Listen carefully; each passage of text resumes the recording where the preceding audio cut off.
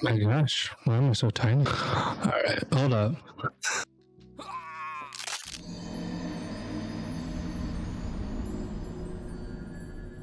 All right. Hello. Oh my goodness. It's so nice to finally like hear everybody and just get everything situated. I hope you had a wonderful week. Did y'all have a good Halloween? All right. Hey, people on YouTube that are watching this in the future, please write down in the comments on what you're on what you wore. Let's go ahead and get right into it. Okay. As much as like the most disturbing articles were, I'm like those were a lot of fun. All right.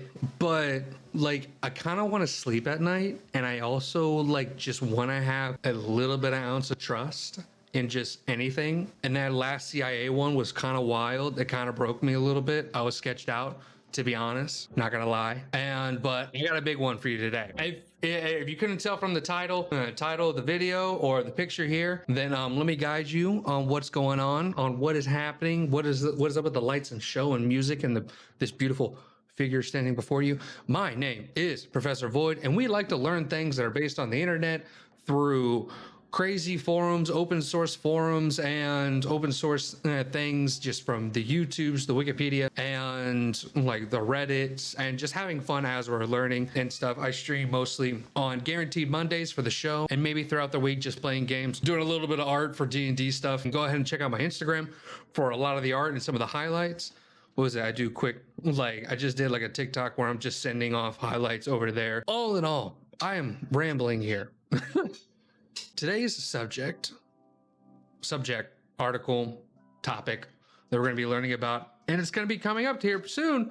If you all were prepared, we're talking about Animal Crossing. Yes. We're talking about the Tom Nook, the Isabelle, the dead turtle. I'm brand new. Like, I'm brand new to the lore. Okay, as soon as I got a Switch, I got Animal Crossing, tried to get it. And then, what was it? And then once the new update came in, and then I re-upped on a new island. So, like, I just got the campsite. So, like, I'm getting the jokes. I'm getting the jokes. I get the lore and stuff like that. And I get the love for it. And what was it? Just saw... And like what really motivated me, especially, besides it being really trendy right now, I also, what was it? I discovered like the lore behind a lot of the older games. And that was some wild stuff. It was super interesting just figuring out like the love behind it. And it's the community. This has never been about the player. It's one of those games where it's not about the player. It's literally about the community.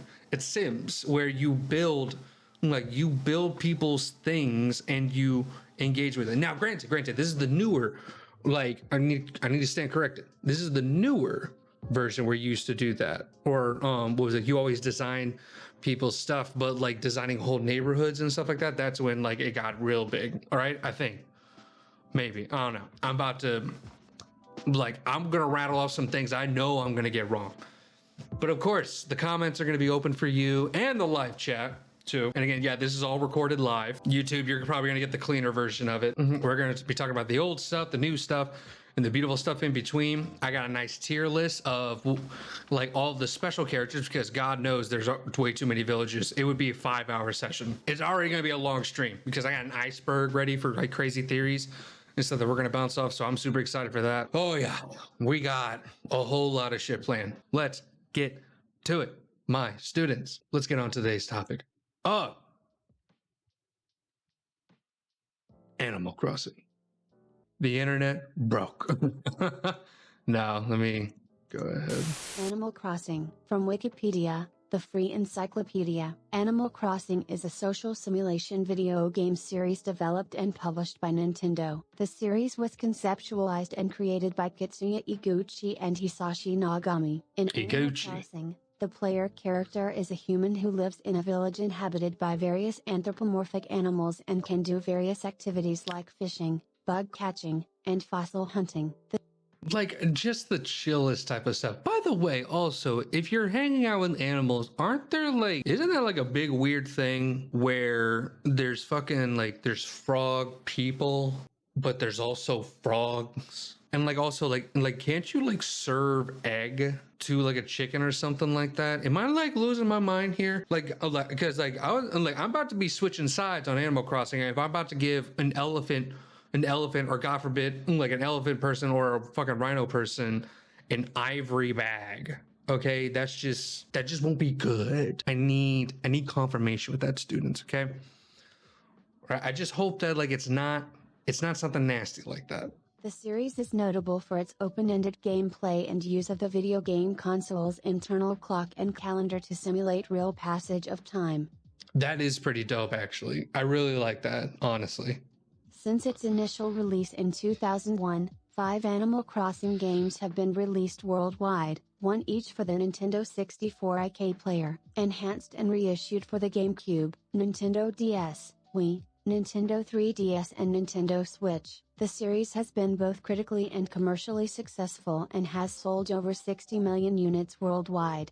Why does that not sound big? Is that just me? Like what's Halo? I guess like how many? Oh shit! More than 70 million copies of Halo games have been sold worldwide.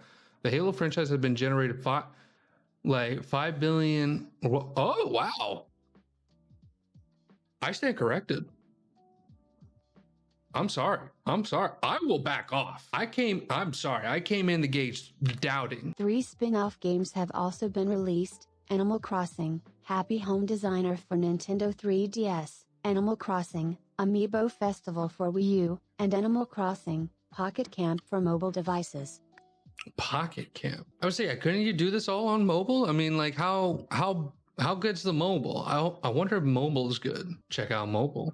Common elements, characters, main article, characters in the Animal Crossing series. While the series features various villagers for each title, certain prominent characters return in each series installment. Tom Nook is a Tanuki character who functions as both a shop owner and real estate broker, giving the player a loan for their house and various upgrades while allowing them to pay it back with no interest.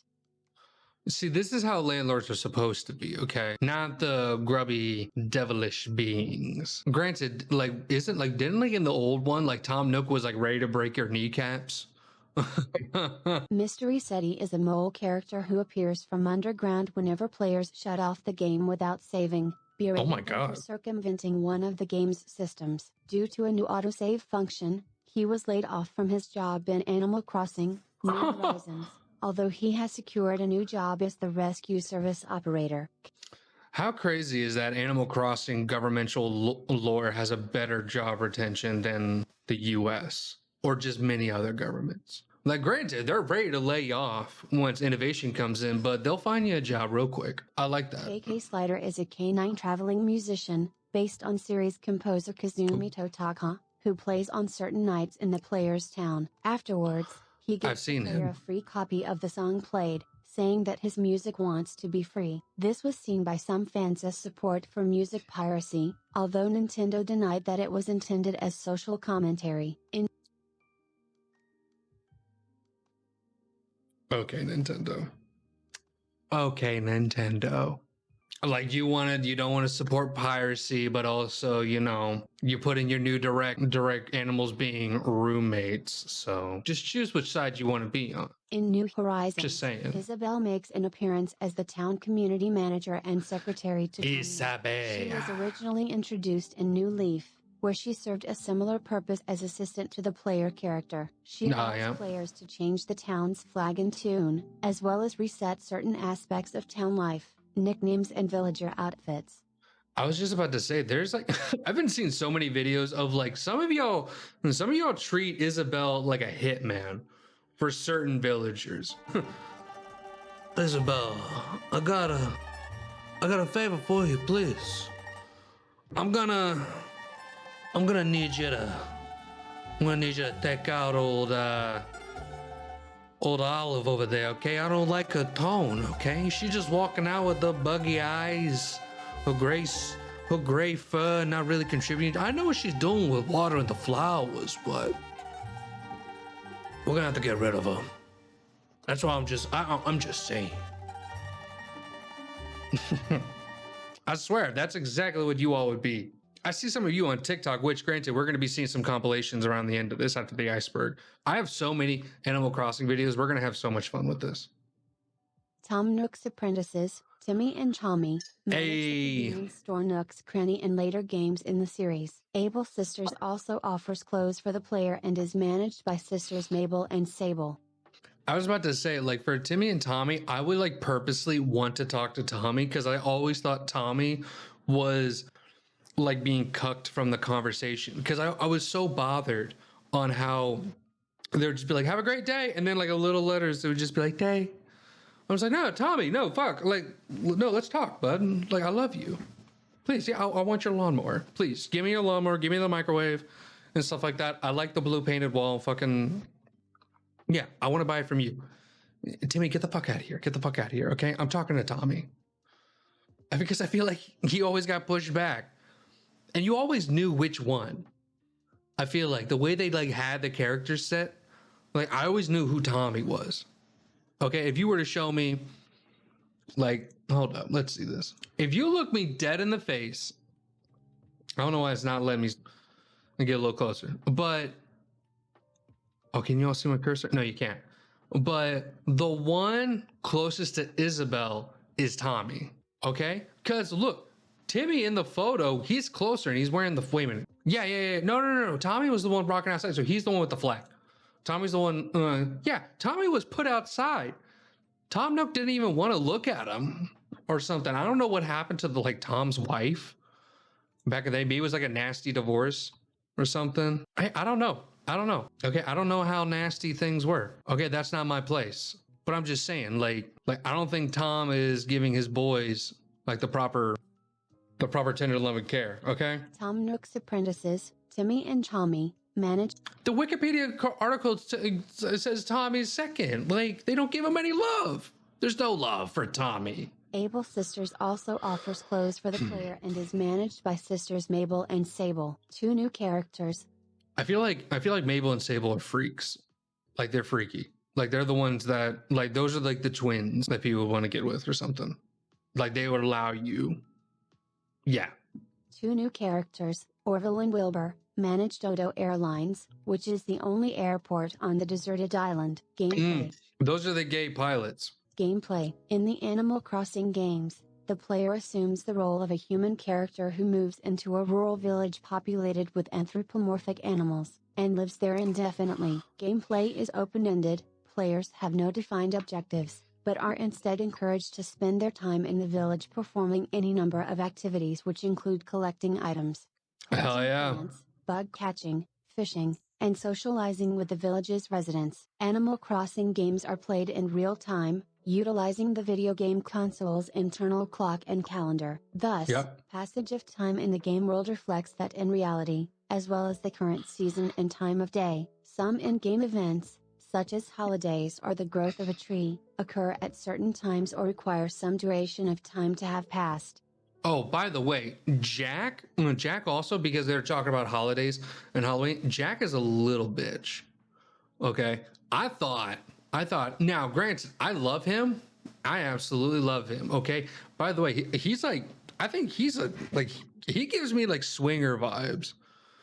All right. Like, I think he's a horny little guy.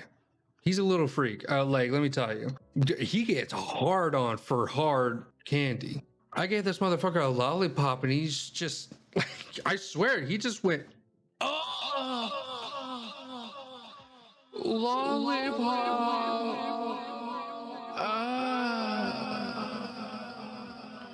Jack, you good, man?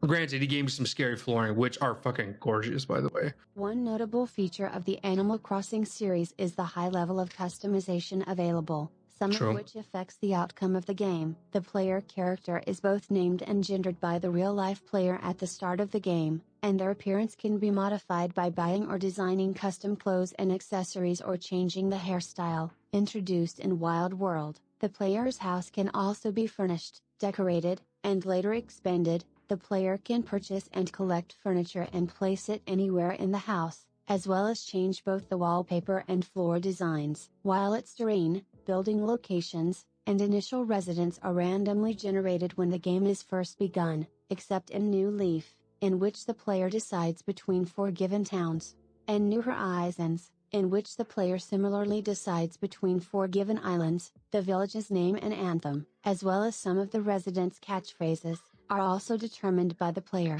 Collecting items Oh, is wow. a major facet of Animal Crossing. The player can explore the village and gather objects, including fruit from trees, seashells, and discarded items. Yeah, until you fucking, oh my God. I never knew how much of a roulette it is to just cut trees. God forbid I'm like, what was it? I'm trying to build my first fucking bridge, or God forbid the fucking,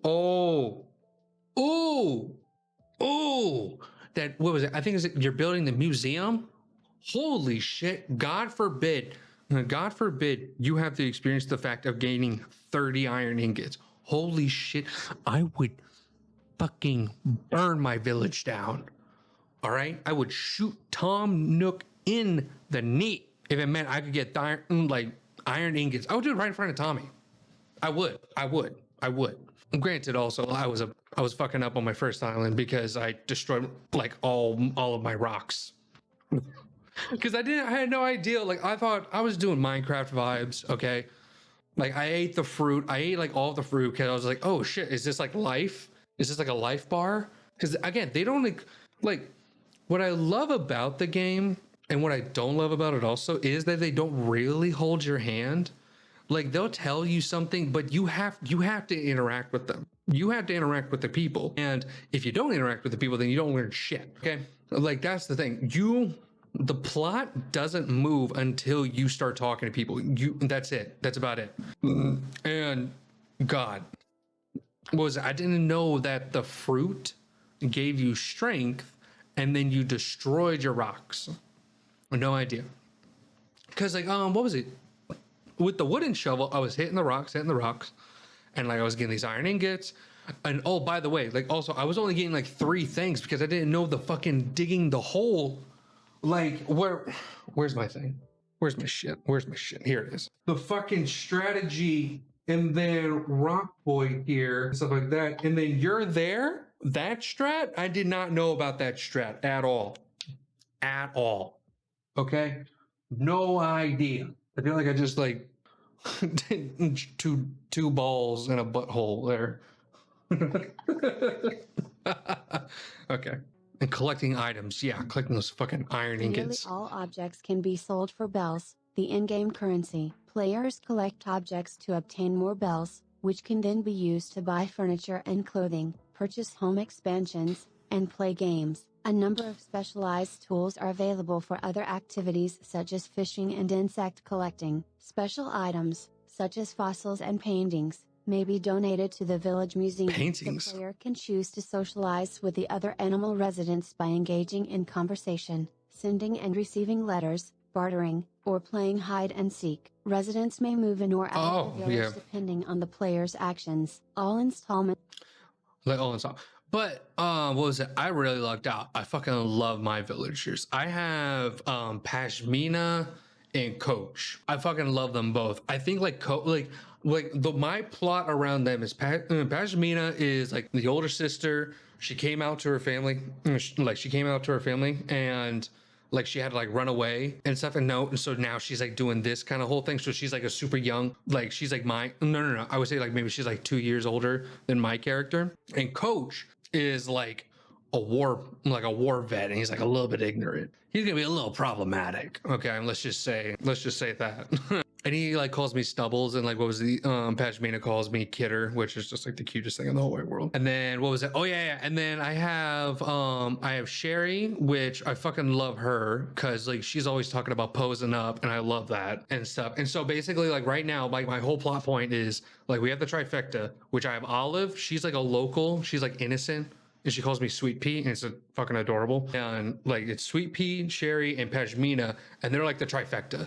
You got like the popularist kind of one, like the pop star kind of stuff like that. Then you have the innocent one, and then you got Pashmina, where I feel like she brings out wisdom. And then I have Joey the duck with his diaper. I fucking love him. He's just like he's my little guy of innocence. And then I think that's all of them. I think that might be all of them. Coach, Pashmina, Cherry, Joey, and Olive. Yeah, I only have 5 villagers. That's about it.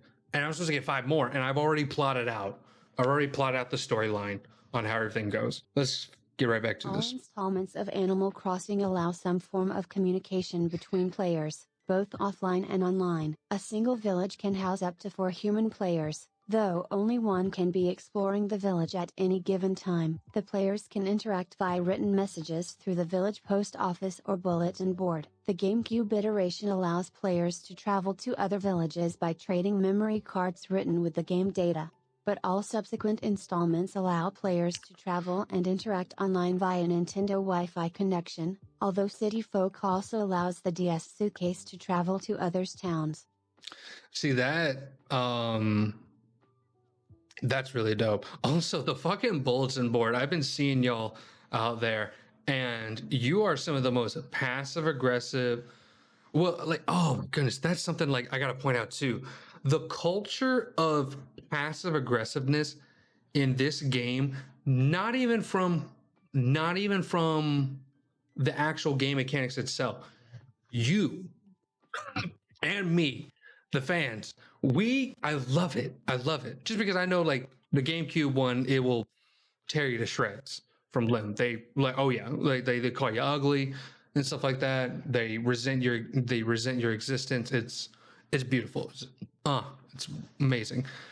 But there's something about these villagers being mannequins that we just put our own little just little garnishes, little pieces of spices to them and stuff like that. Where to the point, like if a fucking villager is watering another neighbor's flowers and stuff like that, that's cause for an uproar and a fight. Like a fight's about to happen in the village. Fucking Olive's watering Pashmina's flowers. That means they banged, probably. Or it's just, I love it. I love the interpretations that people have made with it, and it's great. It's great. I absolutely love it. And what was it? As we continue down, and going to other people's islands is always great too. I watched this YouTuber where she does a bunch of tours with islands, and oh my goodness, the custom designs. Guys, I watched one of those and I'm like, all right, great, I'm gonna be an Animal Crossing streamer. Like, done, great. The Animal Crossing community needs my personality. Of course. Main series, Animal Crossing, 2001. Main article, Animal Crossing, video game. Animal Crossing was originally released in Japan for the Nintendo 64 on April 14, 2001. Wow.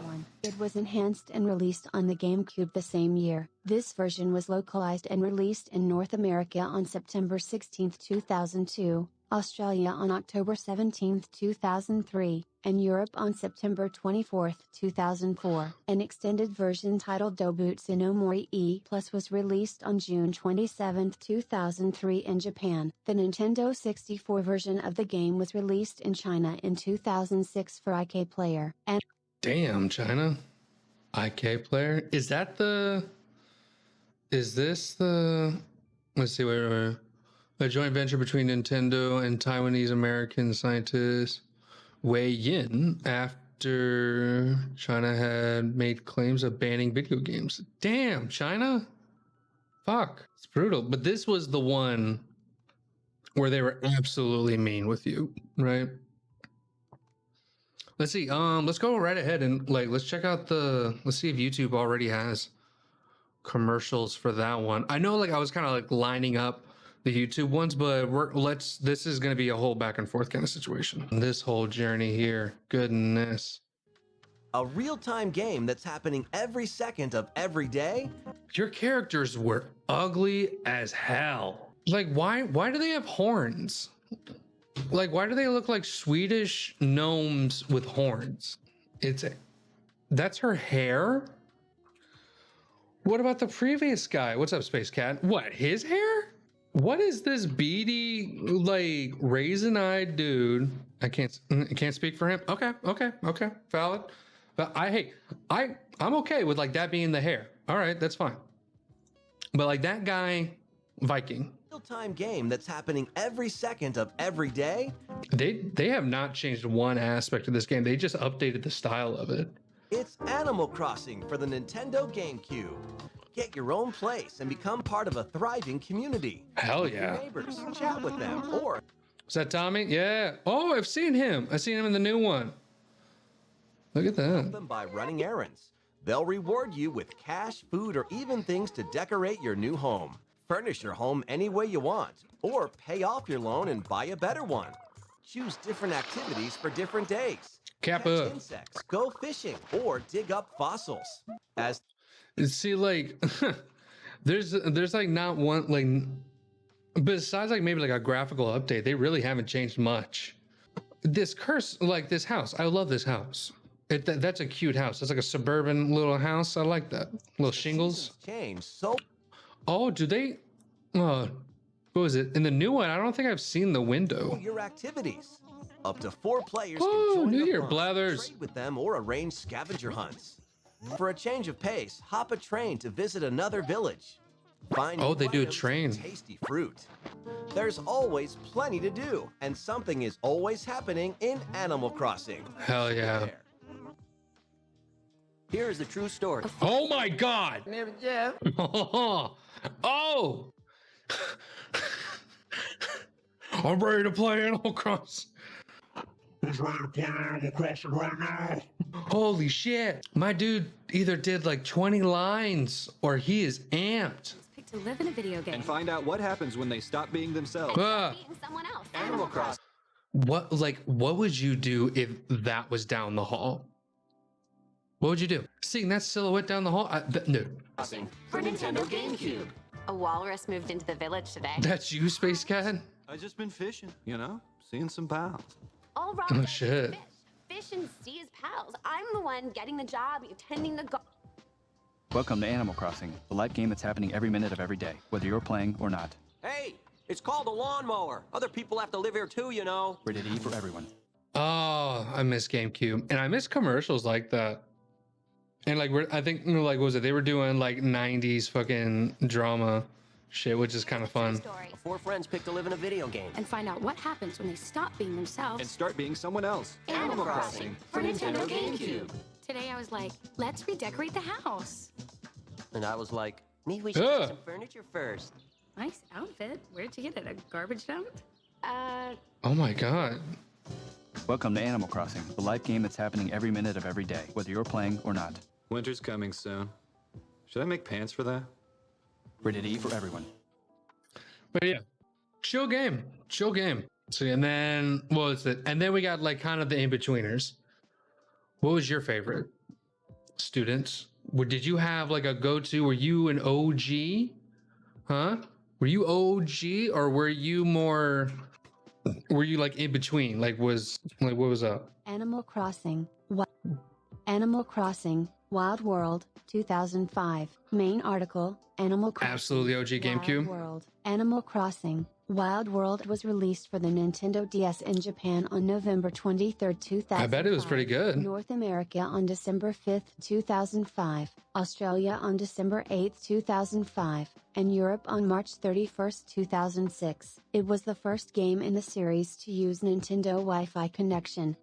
The game was later re-released on the Wii U Virtual Console on October 13, The Wii U. 2016, although its Wi-Fi multiplayer feature is unavailable due to the discontinuation of Nintendo Wi-Fi connection. Oh wow, they try to do the whole Xbox Live and just city folk. What were you like out in the sticks? Well, I know in the new one you're on an island. Are you just like out in the sticks and that's why they have city folk? Are all the villagers just a bunch of hillbillies? Animal Crossing, City Folk, 2008. Main article, Animal Crossing, City Folk. Animal Crossing, City Folk, known as Animal Crossing, Let's Go to the City in Europe and Australia, was released for the Wii in North America. Let's go to on the city. November 16, 2008, Japan on November 20, 2008, Australia on December 4, 2008, and Europe on December 5, 2008. It was later released in South Korea in 2010. It was the first Wii game to utilize the Wii Speak, an accessory that allows players to talk to each other during online play. And Yeah, that would be wild. You're just on there. You're on there and just be like, yo, your fucking village sucks. Like, just shit talk people's villagers. Oh no. I couldn't imagine that. All right. Animal Crossing, New Leaf, 2012. Main article, Animal Crossing, New Leaf. Animal Crossing, New Leaf was announced at E3 2010. It was released for the Nintendo 3DS in Japan on November 8, 2012, North America on June 9, 2013, Europe on June 14, 2013, and Australia on June 15, 2013. For the first time in the series, players are appointed to the role of mayor. In November 2016, a new update was released entitled Welcome Amiibo, adding several new locations, items and activities. Oh, and see, that's what happened. I want to see, like, how did E3 announce that? That would be funny. I want to see how they would announce the new Leaf. 2012. I don't think anybody was filming themselves back in 2012. Nah, let's go right ahead. Animal Crossing, New Horizons, 2020. Main article, Animal Crossing, let's do New Horizons and then we'll New Horizons was announced in a Nintendo Direct in September 2018 for the Nintendo Switch. Yeah. The game was released worldwide on March 20th, 2020, though its release was initially planned for 2019. Y'all waited 8 years. 8 years for Animal Crossing. Wow. I couldn't imagine. I would have forgotten about it. Honestly, it would have been a distant memory. Like, wow. And a proper release too. Like, it wasn't like like Ratchet and Clank remade, which I haven't played the new Ratchet and Clank, so I mean that's something. But like, people played New Leaf for years, or at least I did. Okay, Space Cat. All right. I was about to say, like, I guess like that really kept people content for just like for that long. Not content, but I guess, I mean, like, the game was just that good. And of course, like, I'm guessing the customization goodness. And with the amiibo coming in, the games are endless. So it's like you can't go, so you can just go back whenever. I've seen people like release videos of that, like, oh, I'm coming back to my GameCube one. Like, I haven't seen it in 7 years or 10 years and stuff. And the game was released worldwide on March 20th, 2020, though its release was initially planned for 2019. I remember the cute thing about that where what was it? I think it was the same where like Doom and Animal Crossing got released, and there's like a cute thing of like Isabelle and the Doom guy were just like besties killing demons. I thought that was like the coolest thing. That was fun. It quickly became the first console game to reach 5 million digital sales within a month, with the high sales often attributed to the social distancing and stay-at-home orders during the COVID-19 pandemic. Hell yeah. After its release, the game became one of the few in the series to receive additional content post-launch, with future editions rumored to be on their way. The game won Best Family Game at the Game Awards 2020. Oh yeah, Best Family Game. Bet your ass there wasn't no whole families playing that. You think people are going? You think people are getting the family pack to to fucking get the new update that's coming and stuff like that? No, those are 8 friends or 8 neighbors getting together and getting that pack so they all can get a free version, and then they're all gonna meet up yearly and just be like, yes, is this the moment where we gave each other 16? We give Tom here the $16. Yes. That's exactly what's happening. That would be kind of funny though if a a family that was having islands together, and the dad just like yelling at his kids, just like, Diana, I need to go to your fucking island. All right, you have peaches, okay? I don't have peaches on my island. I need to get the fucking peaches. Just be like, Dad, no, I don't want you to have any of my peaches, okay? You're just gonna take some of the trees and it's just gonna be fucked up. Just send me peaches in the mail. Just like, no, all right, then you're fucking grounded. It's like, what? Yeah, give me your fucking peaches. How about that? I will give you $20. Just give me some peaches. But let's see. I want to see some people's what was it? I want to see people's reactions. Animal Crossing. All right, let's.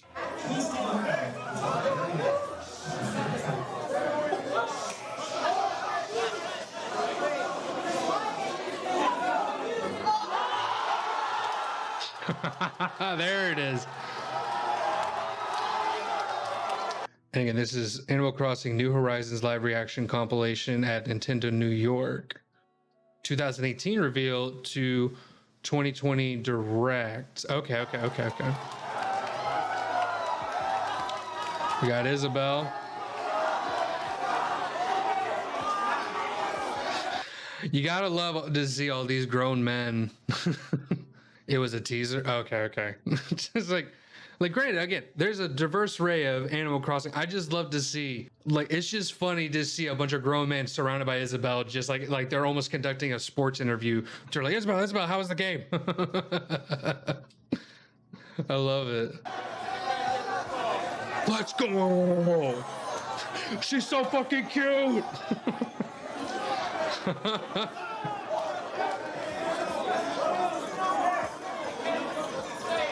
You're so independent, Isabel. She's typing. She's thinking.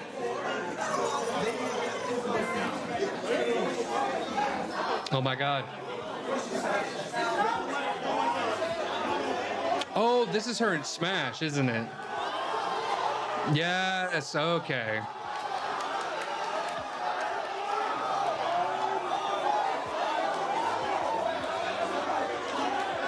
Yeah. This is pretty sick, though. This is pretty sick, to be honest. Yeah, that's pretty good. Isabel Main! Fuck yeah! That is pretty sick.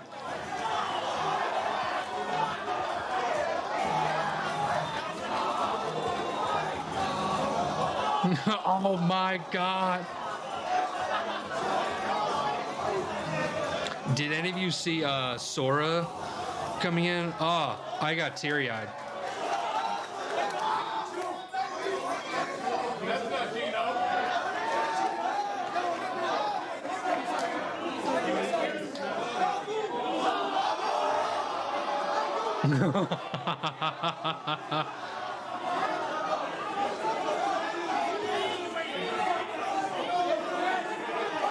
What the fuck?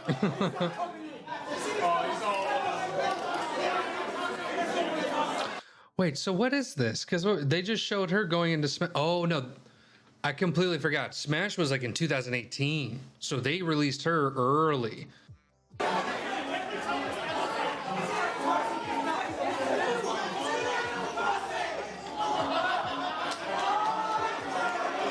Wow, they really got you at that. They did the double whammy. They did Smash and Nintendo.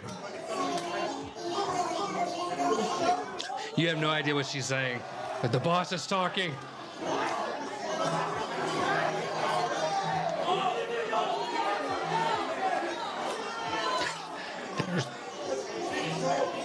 I fucking love you, Tom.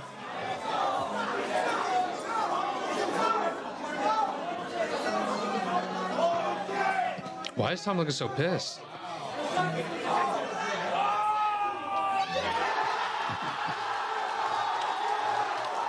That's cool. That's pretty cool. That's pretty cool. I love my dude right here. I love my guy over here hyping out. He just keeps showing them like, yeah. Game that fans have been waiting for. Animal Crossing. A little bit of that snap going in. I like that. They told him just like, okay, you got to tell him to sit down. Like no one saw and no one had any idea what Tom was saying in the last one.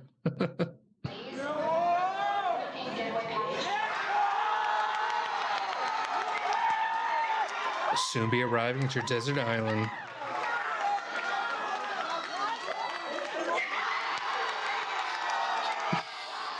Hell yeah. There's a sunset. Just like, I fucking love that.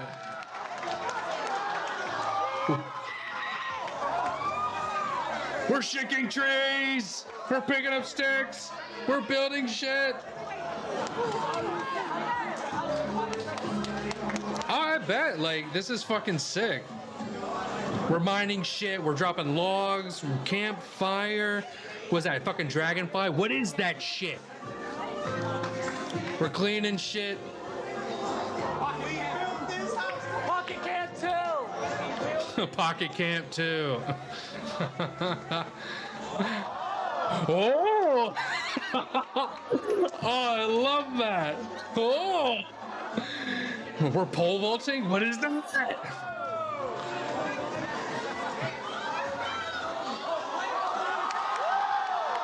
Got multiplayer? Hell yeah. Oh, this is...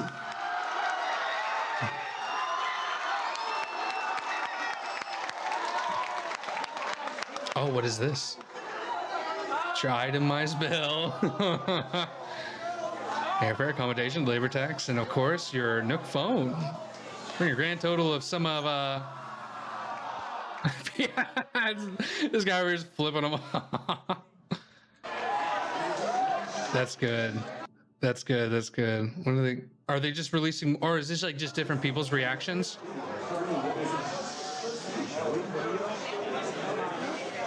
This is for you. Ah! I mean, this gets me hyped. I love it. Get that secondhand high from it. It's overtime, I think. Different releases. Oh, okay. Welcome to Island Life. Oh, it's starting. It's starting.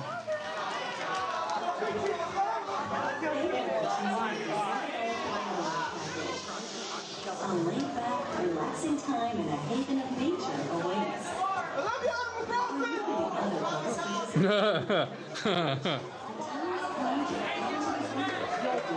It's Bill!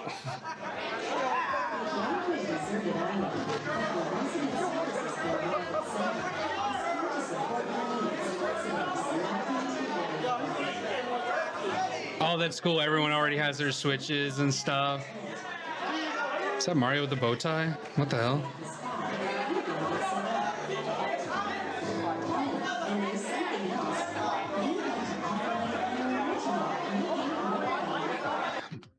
By the way, that was always some fucked shit. Like, what was up with Tom Nook giving you like the iPhone 3 as like a Nook phone? Like, he gives you like a ladybug. That's what it was. It was a smartphone ladybug. And like, everyone knows what I'm talking about. Like the phones either like, if like back in the day it was like a jitterbug or something like that, and it was just big old buttons. You always got it for your grandma or something, or your 5-year-old kid and stuff.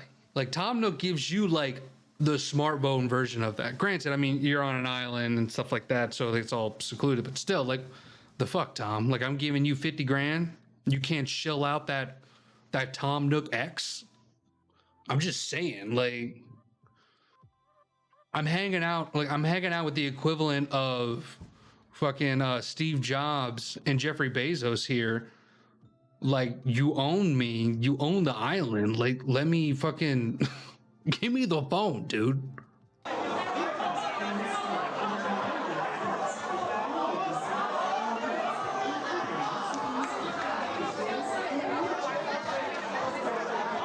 I'm gonna see someone's head explode when they show terraforming.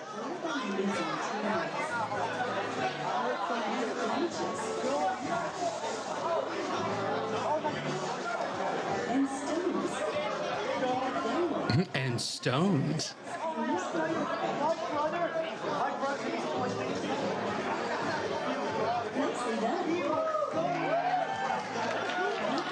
Everyone's applauding with him. Just like, I love it. I absolutely love that.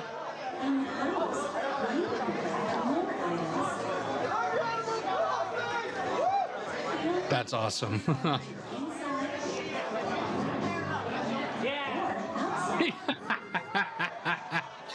I love that.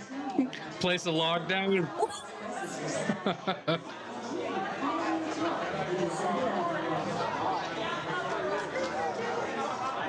Cute. Let's...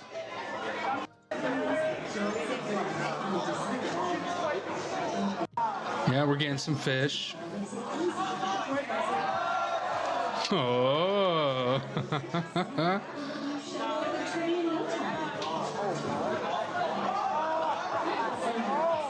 Did she just dig up a tree? Like, don't you dare plant it. What the fuck?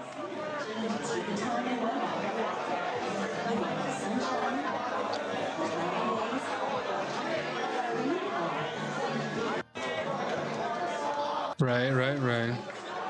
I want to see them show terraforming. Snowflakes.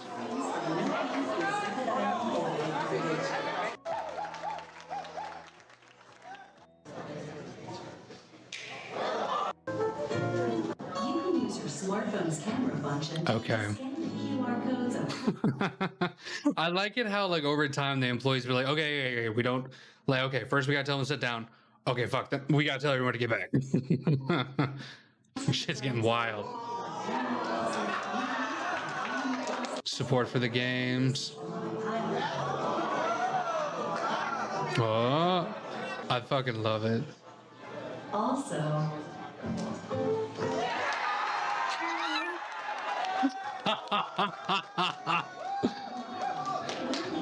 Yeah. and they're proud to help at home. To help you develop such a It's the simple things, and you gotta love it. We can also provide you with a permit that allows you to undergo major construction in the terrain itself.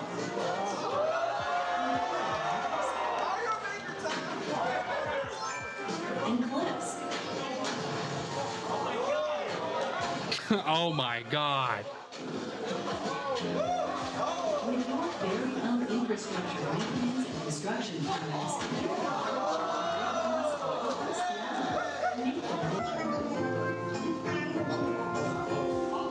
Oh.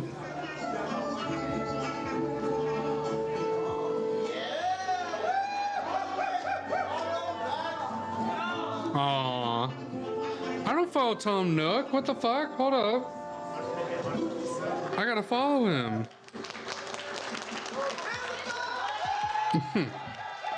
Wait, what was it?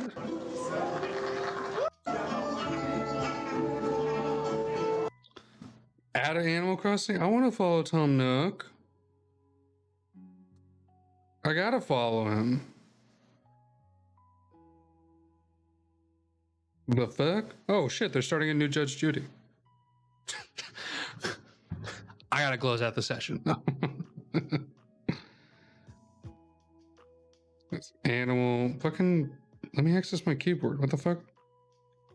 Animal Crossing. People. Oh shit, I can follow Isabel. Nice. Cool. Oh, it's Isabel's account. Okay. Fuck yeah. What's Isabel following? Pocket Camp? Yeah, valid. Valid. That's true. It's true. I mean, yeah, I would like for her to follow me, but whatever. Yeah. So yeah, fuck. What was it? That's the wildness of the games, and they just, and again, they're only 10 million behind of what Halo brought out, which is wild. Reception and legacy, fuck yeah. The Animal Crossing games have garnered positive response.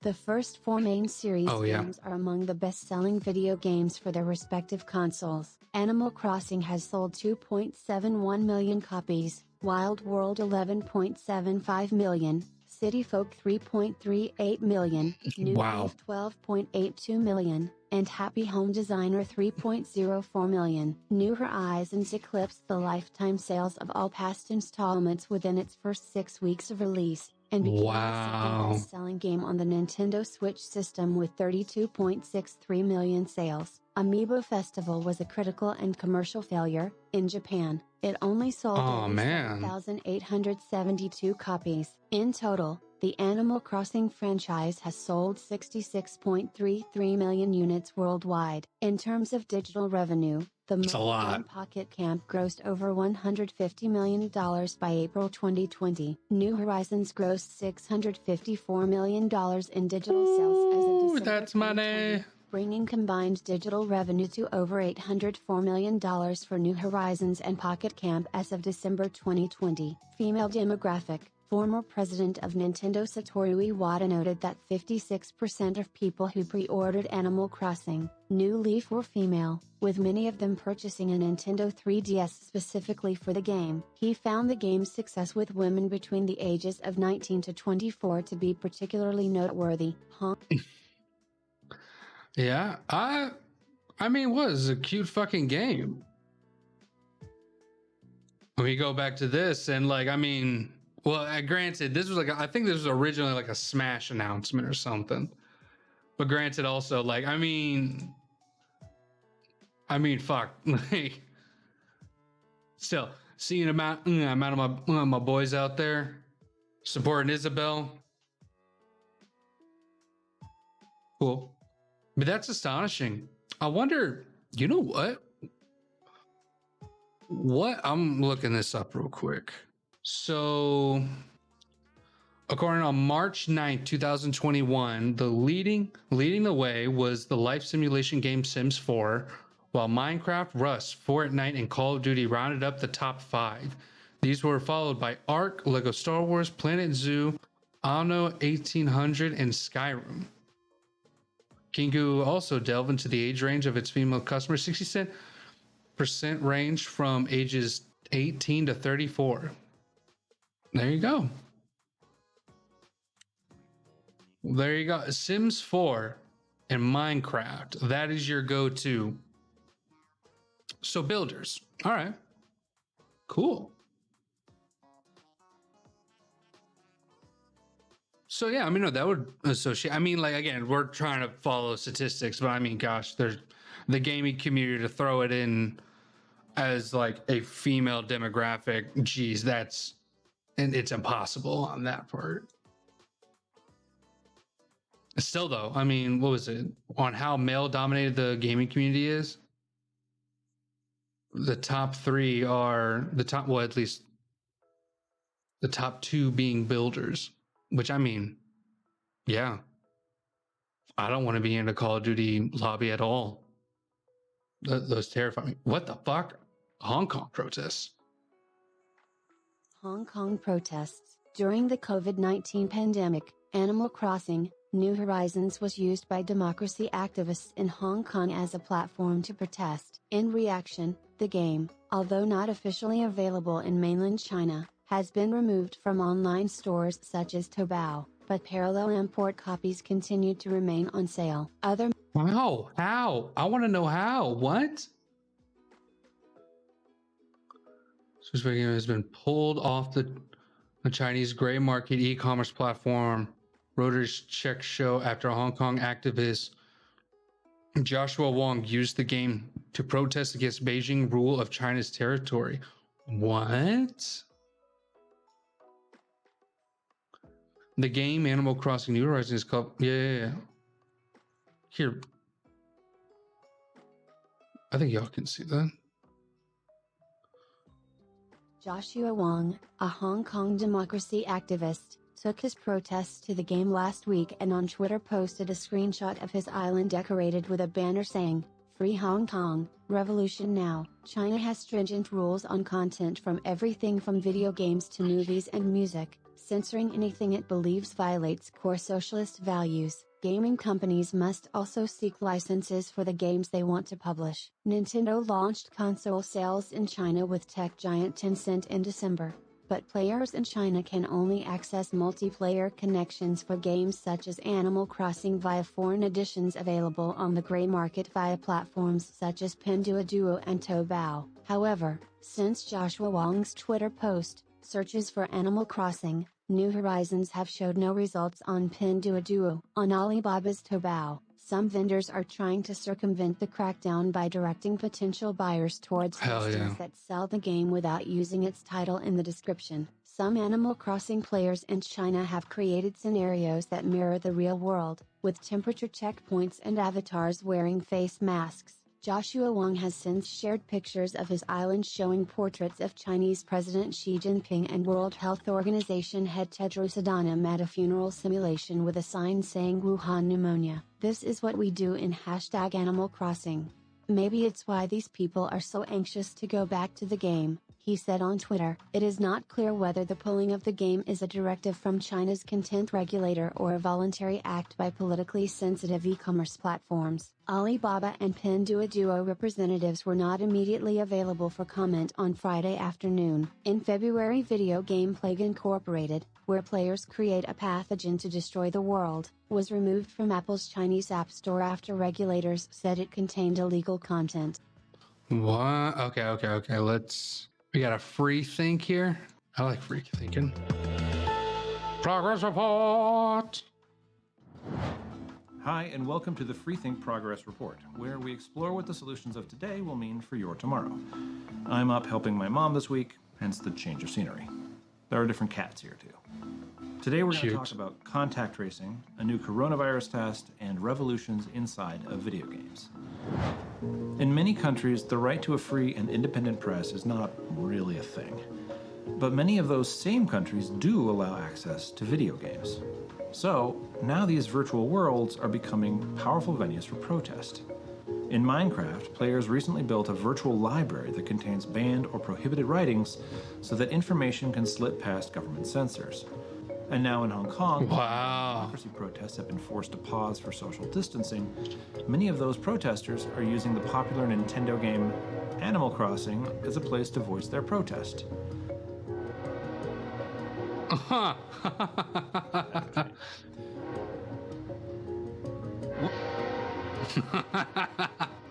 What will virtual protest mean here in the US? Will social distancing mean that protests move into virtual space? That's fucking dope. Let us know what you think in the comments below. The US has currently tested about 1% of its population for COVID. I mean, like I said, it. Okay, and then he just goes to talk on about other stuff. Okay. I really never got like a resounding, like, this is like the life after the protest. I wonder how that went. Other media, an anime film adaptation of Wild World, titled Dobutsu no Mori, was released in Japan on December 16, 2006. Oh, okay. The film was produced by OLM Incorporated and distributed by Toho. Dobutsu no Mori earned 1.8 billion yen, approximately $19.2 million, in the box office. In the Wii game WarioWare, Smooth Moves, released in Japan in 2006 and Europe, North America and Australia in 2007, there is a mini-game that is modeled after Animal Crossing, Wild World, under the same name. The player has to catch a fish using the same mechanics as the original game. The 2008 Wii game Super Smash Bros. Brawl features elements from Wild World. Most prominent is a stage based on the Animal Village, called Smashville, which changes its scenery in accordance with the Wii system clock and features a number of songs remixed or extracted from the original game. Mystery City and a Pitfall Seed, which appear in all Animal Crossing games,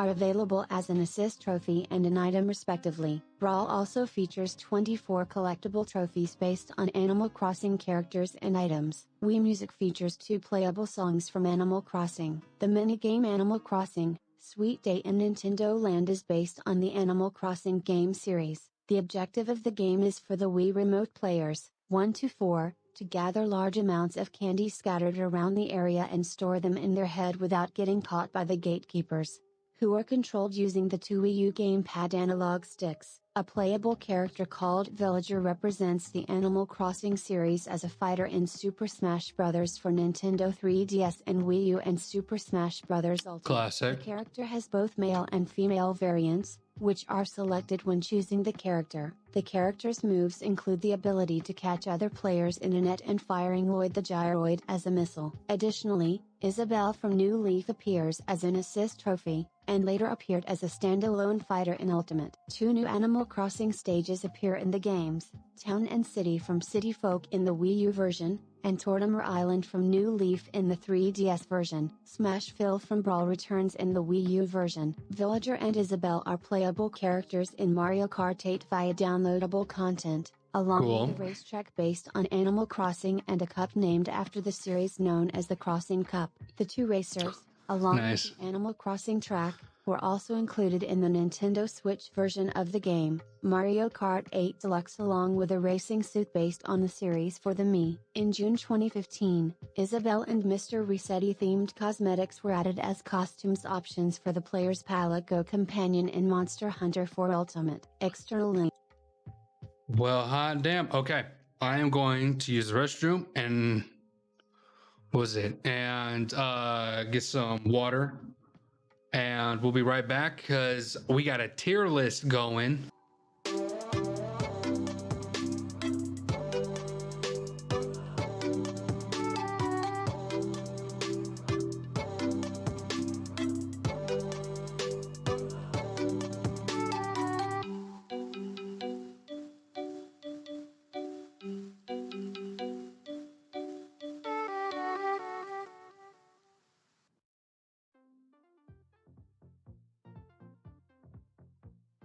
Hello.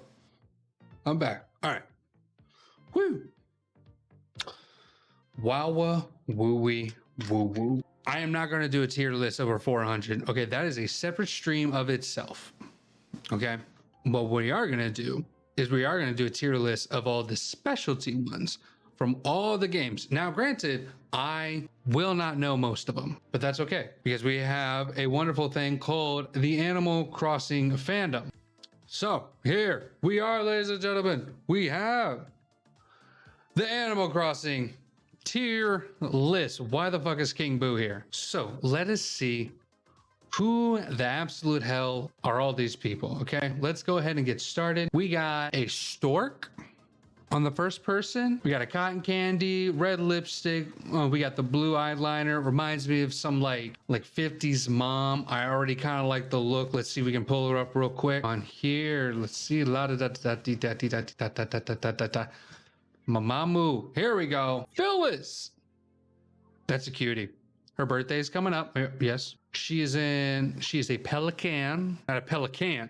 What was her kind of specialty? Let's see. She's a bitch. Space cat. That is, shots have been fired. Why is she a bitch? With the town open 24 hours a day, I see way too much people in this town. Okay. She's the bitch. Oh, Phyllis is a pelican who works the night shift as a clerk from the post office. I can see. Okay, I see Phyllis now. She smokes. She's a smoker. She's got the bow tie. She's got the blush. She works at town hall in the Animal Crossing series. She's the considerable, more antisocial, aloof, irritable older sister of Pelly. Civil worker. Yes, shout out to my Beetlejuice. Like a DMV attendant? Oh, yeah. Okay. What are we gonna do? Immediately civil worker, but she's a working woman. I dig it. I'm gonna give her C. Now, who the hell is this cute llama here? Cute llama, pink llama, pinkish lame, lamel, alpaca. Oh, she might be alpaca. Is that Reese? Oh God, I love her name already. That's Reese. My kind of guy is the very best when it comes to refer. Cyrus? From New Leaf. Lisa is a pink alpaca who makes her debut in Animal Crossing New Leaf. She works at retail, and Cyrus, her husband, she is one that the player can sell things to, ask for turnip prices, and can ask to display an item for villagers to buy. I'll give her, no, B. Let's see. You can take wedding photos for her and Cyrus on her. Oh, in May? She's going to be a high B. A high B. Interactability. Okay, we got interactability. We got, what was it? Cute hairstyle. Like, I think there's too many. Okay, there's gonna be A's. We got to keep going here. Who the fuck is this guy? Is it unionized? That's what I'm asking. He looks like he already has formed. He formed the original union. He's a mole, but not that mole, I don't think. No. Oh, Rossetti! Zoni Rossetti! Mr. Reset. He is insane. From Space Cat. Okay. From the live audience, widely known as Mr. Rossetti. He's very cranky mole that appears to all Animal Crossing series games. His job is to make sure that all players have a save continuously throughout gameplay. The more the players reset within the Animal Crossing games or turn off the power without saving, the harsher he gets. So people must make sure they have. So they, oh, okay. Can I pull up a little bit of an action, like an interaction with him? Maybe make him sell his case here. We'll just watch this for a quick bit. Rossetti, hello. Allow me to introduce myself. The name's Rossetti, Mr. Rossetti. Have we met before? At the post office, perhaps? Yeah, whatever. Anyway, let me just say thanks for buying this game, Animal Crossing. Oh shit, he's meta. I'm on behalf on everyone at Nintendo. I am, what was the next part? Fucking I forgot. Oh, that's enough. Let's get down to business. What do you say? Because you may not know it, but you and I got issues to discuss. First time, let me just tell you, what is it I'm doing here, just so there's no misunderstandings later on. You, my friend, reset your game, didn't you? Maybe by accident? Okay. Or maybe you didn't, maybe you just went and turned off the power without saving. Sound familiar? What? Sorry, what was that? I didn't catch that last bit. Did you just say I'm right? You did what I said you did. Fuck that face. That is an S tier fucking neighbor. You're telling me this guy breaks? My dude breaks the meta, comes in, talks to you face to face, and says, hey, you didn't save properly. All right, you playing, I'm the guy you're supposed to like. Okay, fuck Tom Nook. Fuck Isabel, she's cute and whatever, but let me tell you something. No one gets the job done but old Rossetti here. I'm the one underneath the ground doing the piping. I'm working. All right? Don't go fucking around in my game and say it's what Rossetti would have wanted. Oh, look at that. Rover, cat. Cute. He was kind of an OG, but I would say high C. Who do we got? Who do we got? Who do we got? Is that Sable? Sable? Am I saying that right? I think I'm saying this. Hedgehog. Sable Abel. A lot of people got a crush on her. I can see freckles. I can see it. She is shy, reserved character that prefers to work in the background while her younger sister Mabel assists customers. About the third day of trying to befriend her, maybe second, Sable will say, Mabel, please, which indicates you still need to bond. By the sixth day, she will acknowledge you by name. Hey, I like that. My girl Sahara. And by the way, I mean like Sarah's like totally non-binary vibes. I can see that. And she gives me cool shit. Another A. And who is this cute little chihuahua? What is this? Hello? She's a fountain goddess who appears as a statue in the fountain city as well as making a physical appearance in the fountain player's town. Serene.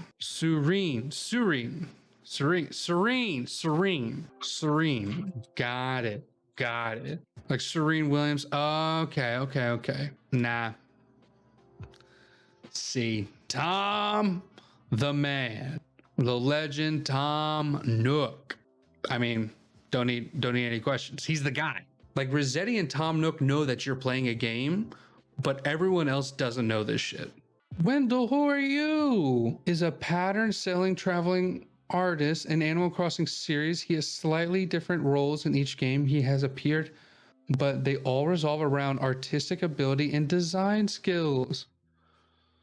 Oh, he's a tired artist. Hey.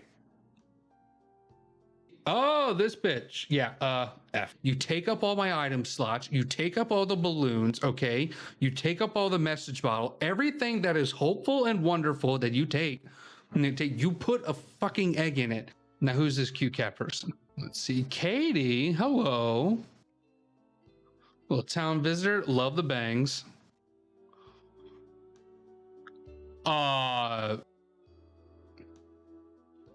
Katie.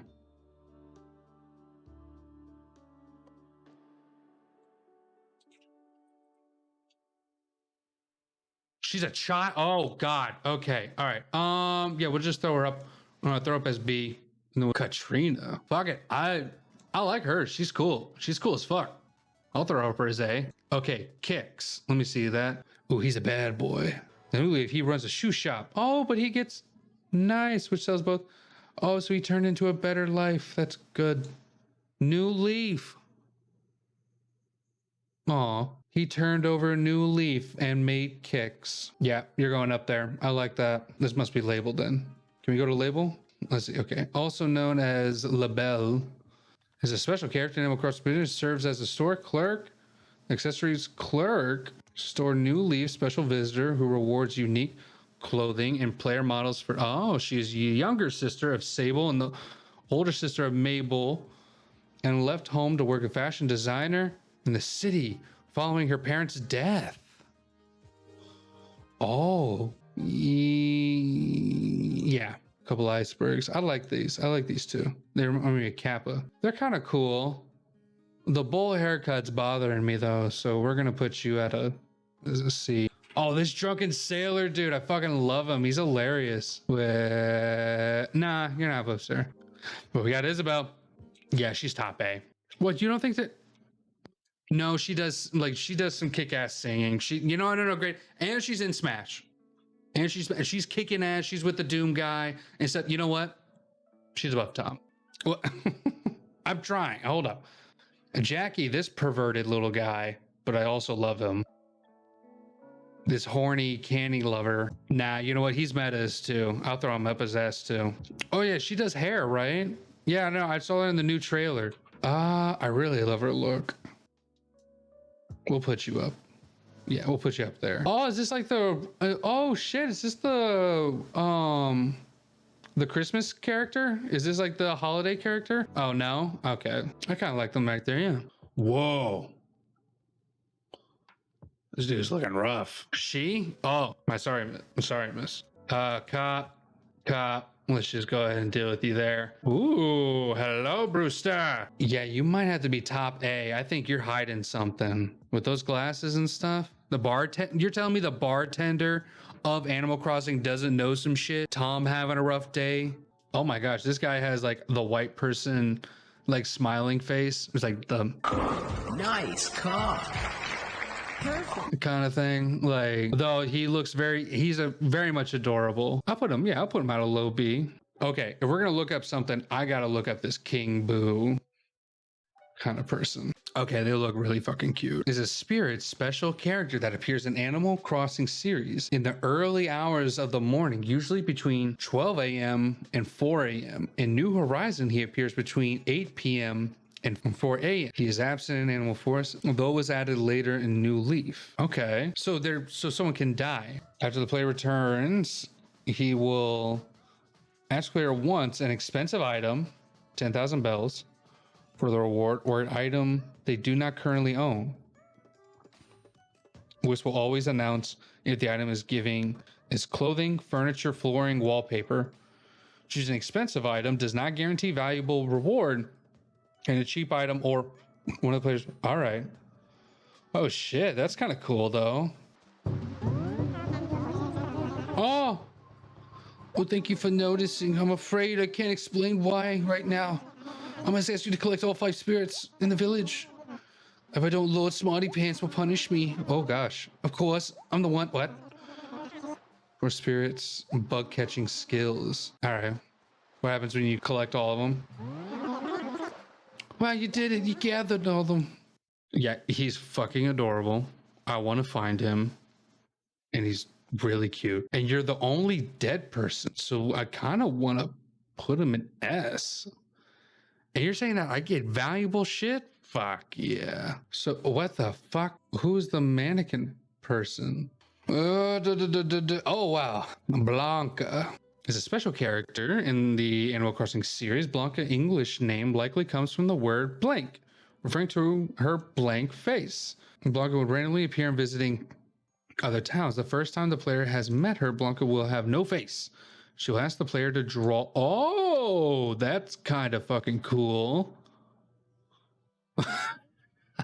I love that face. Okay, that's pretty cool.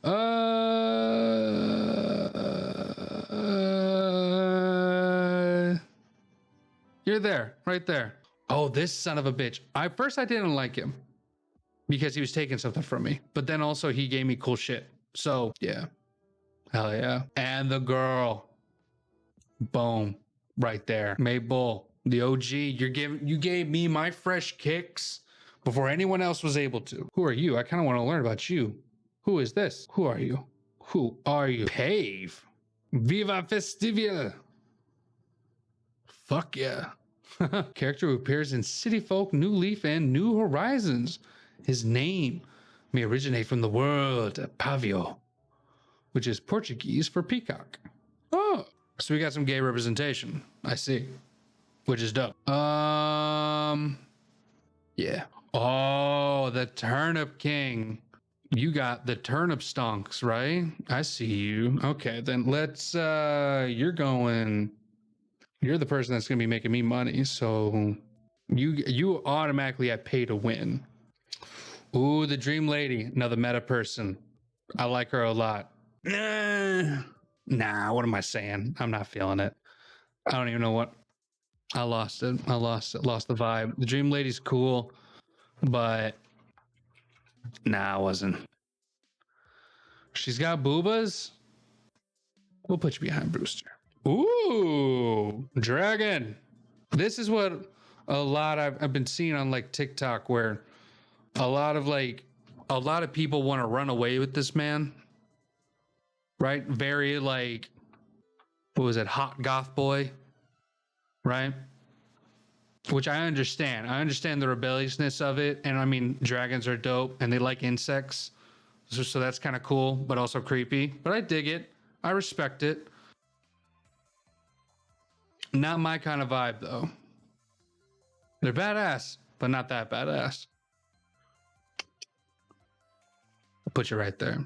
Yeah, that looks good. Okay, well, you and your friend are also both. I'm not like telling you. I'm not saying they're F. I'm just putting them as a placeholder. They're like the gyroids, right? I feel like they know some shit. I feel like these two know some shit, but they freak me out. But they're kind of cool. They're ancient entities. So basically, yeah, we might be dealing with some alien technology here. I don't even want the universe to hate me right now. So we're gonna let them do their thing. Cap'n. I really like what this person's bringing out. I kind of like the vibe that they're bringing, and I'm excited to meet them on what was it? New Horizon. I mean, no.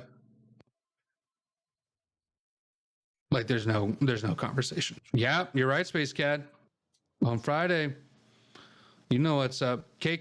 I mean, my intro, like, what was it? Your first game when you go to save, right? Or no, when you pass out. When you pass out and you're kind of like backing away from like Tom Nook and stuff like that. You're kind of like it matches perfectly with like you get introduced to the game. You're brand new to it. Odds are this is probably your first time playing Animal Crossing, so you don't even know who KK Slider is. You get introduced, all right? You immediately become the head person. Like you meet the people, and like you may not even like your two own villagers. Okay, you might be hesitant. You're probably asking like, "What the fuck am I doing?" All right, I'm gathering some shit or whatever, right? You're gathering some shit on the island, and it's okay. It's fun. And you as a player, even maybe you as an islander, you're questioning it all. And then when you go to bed after Tom Nook just gave you this big ass responsibility saying that like you're going to be the head person of this island, you'll be like, what the fuck? What? And then you pass out. And then this motherfucker shows up smooth as hell. Yeah, let me go ahead and like speak the words that he's speaking here. Smooth as hell. So, looks like you've decided to make your own way in the world. Get out there and explore new frontiers. That's all the way, right, Daddy-O? That's all. Fuck, this motherfucker's clicking way too fast. The world was made for exploring, you know? Living free, being out there, it's a great feeling. Yeah. Take it from a cat who's been on the road. Being by your lonesome can grind on the soul. Gotta make friends along the way. Rambling this crazy world of Squaresville without some pals. Yeah, man. Friends are where it's at. Speaking of rambling, I'm doing a bit of that myself. My bad. Maybe it's about time for you to wake up to your new life. Oh, but listen up. That rap I just gave you about friends, it's pretty key. You'll dig this island life a whole lot better, a whole lot more if you share it with some friends that you're seeing. Yeah, an island paradise with your best pals sound pretty groovy to me. Cool. When you wake up, give me in sync in real time. Dig that island life and I'll catch you later. And this motherfucker plays his guitar and fades out, and you wake up thinking, maybe. And you go ahead and you continue. Honestly, KK Slider motivated me to continue. And then like it was like he motivates you into initiating the gameplay of what is Animal Crossing. He sums up the whole game of Animal Crossing. Being on an island with friends. That's about it. Or just interacting with people in general. And that's it. And then we got my boys, his sons. Top A-list boys. They're hard workers, but they don't know jack shit. All right? They don't know jack shit of what's happening. All right? Oh, we got the boys, the hard workers. We got to love them. Put him up there.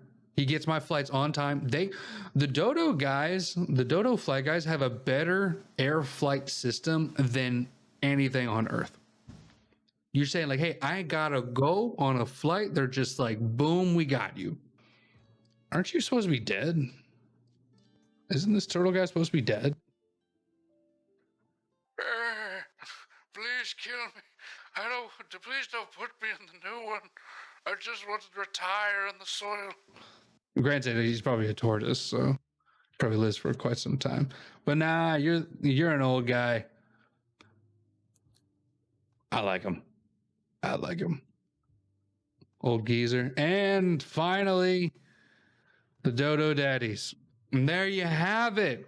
We kind of rushed through it. I know. I have a lot to learn with a lot of these characters, and I can't wait to learn more from them.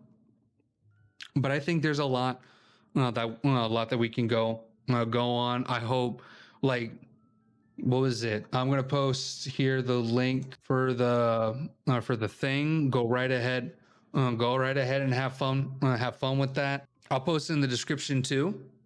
But yeah, no, this was like, I wonder how this was.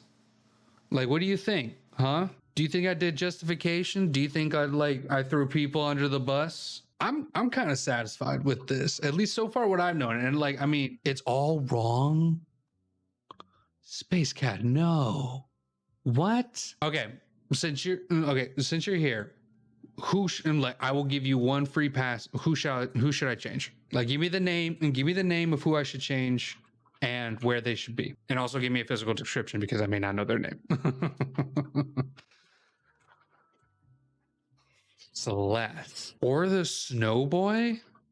What? They have funny dialogue? Okay. And granted, yeah, I'm coming from a place of ignorance. Is the pink owl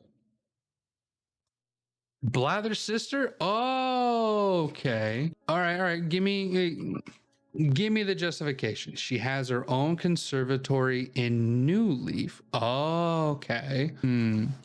All right. I will allow this. So what? She needs to go to S tier? Like, quick question. Like, do I gotta have 30 fucking iron ingots to build her fucking town? Astronomer, beauty, grace, cutie, tells you when the stars are shooting. Fuck, you made that rhyme. All right. No? All right. Fuck. Hell yeah. I'll give it to her. I don't know Brewster, so yeah. Okay. My final tier list.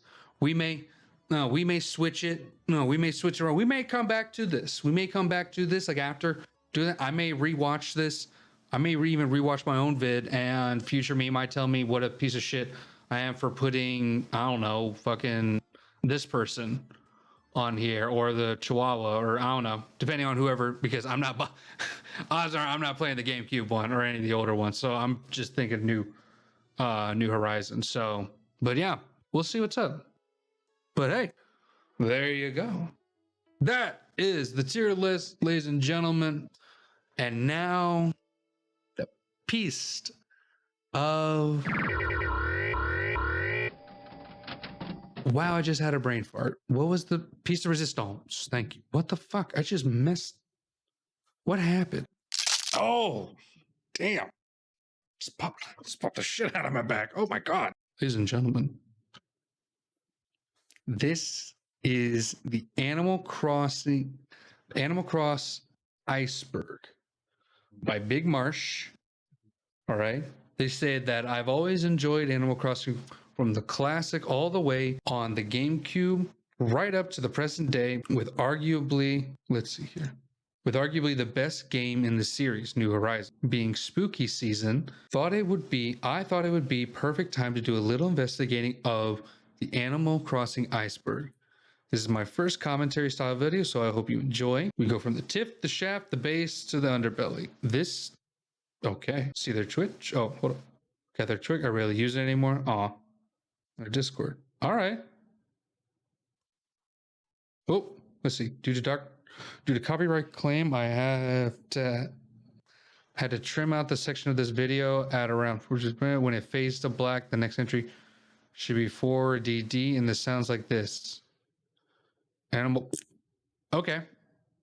Well, what was it? I'll highlight this part, and I'll have Sally read that part when it gets to it. So, remind. Thank you, Big Marsh. Let's see what's up. One word. Animal Crossing. Hell yeah. Dun, dun, da, da, da. Mm-hmm. I mean, what's there not to love? You got animals, you got bugs, you got fish, you got balloons, and most importantly, you got crossing. Ever since 2001, when it was released at the N64, people have loved this game. I mean, okay, so look, the original release for the N64, and people loved that version so much that it got ported to the GameCube later that year. That version got localized worldwide and is what we know today as Animal Crossing, but that localized version got retranslated back in Japanese, and that version got sold again. Oh and shit! People still bought the game. They just did like a full circle part. Animal Crossing. But why do people love it so much? Well, I think it's down to the simplicity.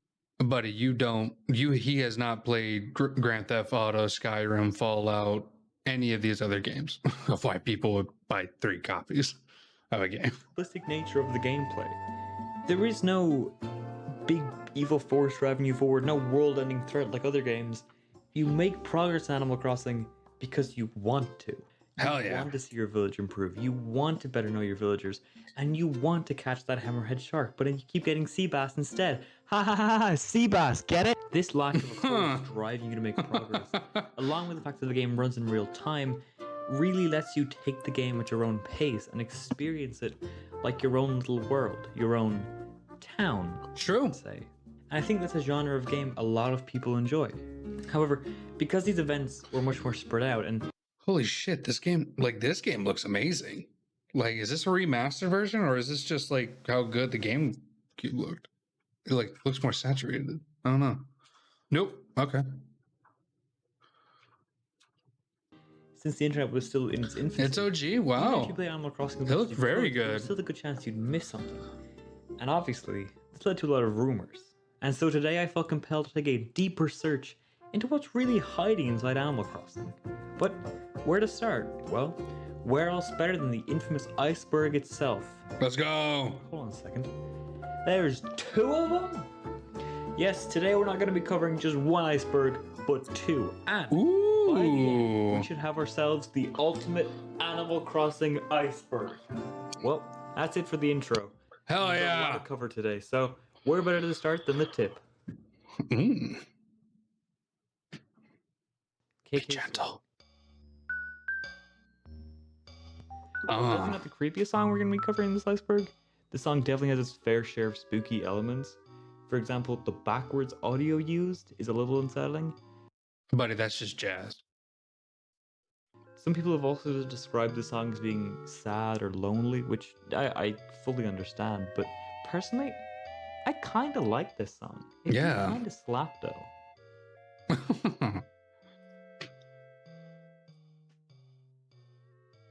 Tom Nook is a loan shark.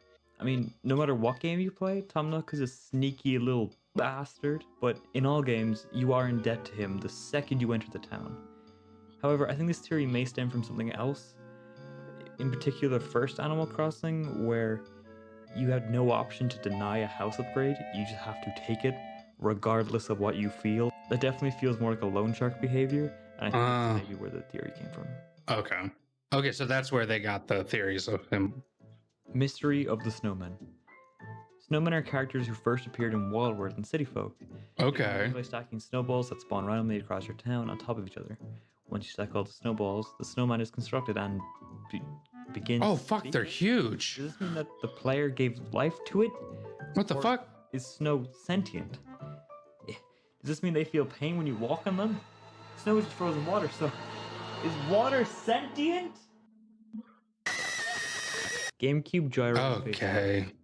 On Animal Crossing GameCube, you can visit your friends' towns by inserting a second memory card into the system.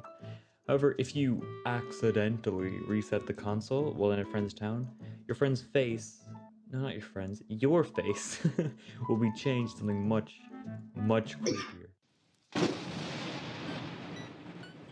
Oh no! The gyroids, which is really eerie, especially on the GameCube. Interestingly, however, this isn't a glitch, but more of an intentional Easter egg of sorts left in by the devs to remind you to save. All I can say is if I was a kid and I saw this, I'd shit myself. Yeah. City Folk Base. In Animal Crossing City Folk, on random nights after 8 PM, if you travel to the city, the cones blocking the exit may be moved, allowing you to enter a new area. The Rossetti Surveillance Center. Oh shit! You can talk about Rossetti and his brother Don. Their base was also in Debutsunamori E+, where it could be found randomly when breaking rocks. This surveillance center carried over into future entries as well, being a public works project in New Leaf, but not yet in New Horizons. Oh wow! It doesn't seem to be in the game. Bells are seeds. Bells are the currency of Animal Crossing and can sometimes be found by shaking trees. There's also money trees that can be grown by planting a bag of coins into a golden spot in your town. These trees grow into full trees with bells instead of fruit. That's understandable. That's it. That's all I got for this one. Champ is Porter's brother. Champ is a monkey villager who can live in your town, and Porter is a station worker who runs a train system in most Animal Crossing games. That's yeah. Ooh. I mean, they're both monkeys, so they could be brothers, but it's never confirmed in the games. But then again, it's never denied either. I mean... Isabel is overworked. Isabel is a special villager who made their debut appearance in New Leaf. Isabel is a friendly, polite, and hard-working dog and is eager to help the player in any task you can assist with. She works very hard, so it's implied that she's overworked, or at least what the community thinks. However, she did appear in Smash Bros. And also Mario Kart, so I think she's doing fine. Yeah, exactly. Good soda. Gulliver is a special bird villager that can occasionally wash up in your town. He sometimes will mention that, oh god, I was partaking of a bit of the old good soda with my crew when I tumbled over the prow into the sea. Oh, don't worry, I'll do that. Don't worry, I got you. Hold up. Let me just pull that one back. Okay.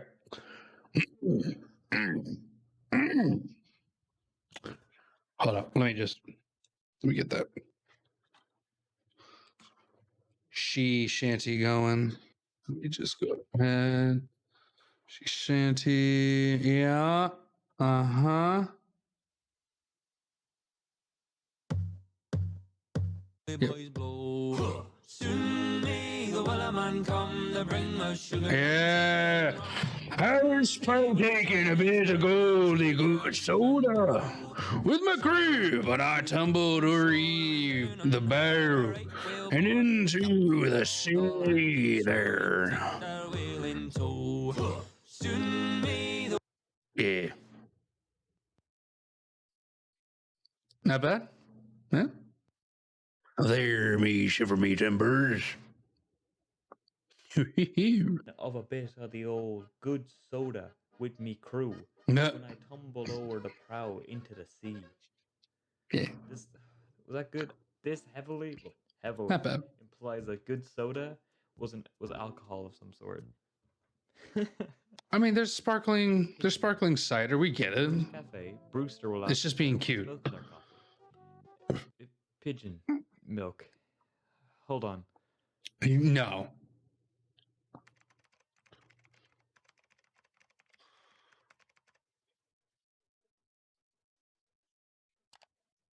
Yep.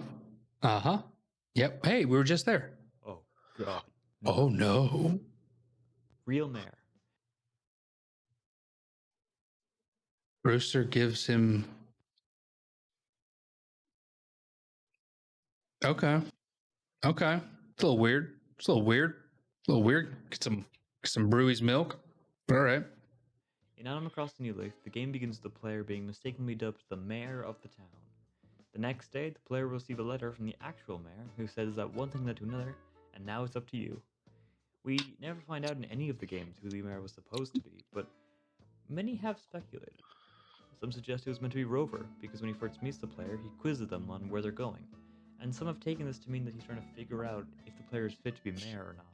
Oh. There's also people saying they remember Rover being worried and flustered about a new job he had, but going back and watching the cutscene myself, I didn't see any of this. So, who is the real mayor? Well, it's fake news. Never know.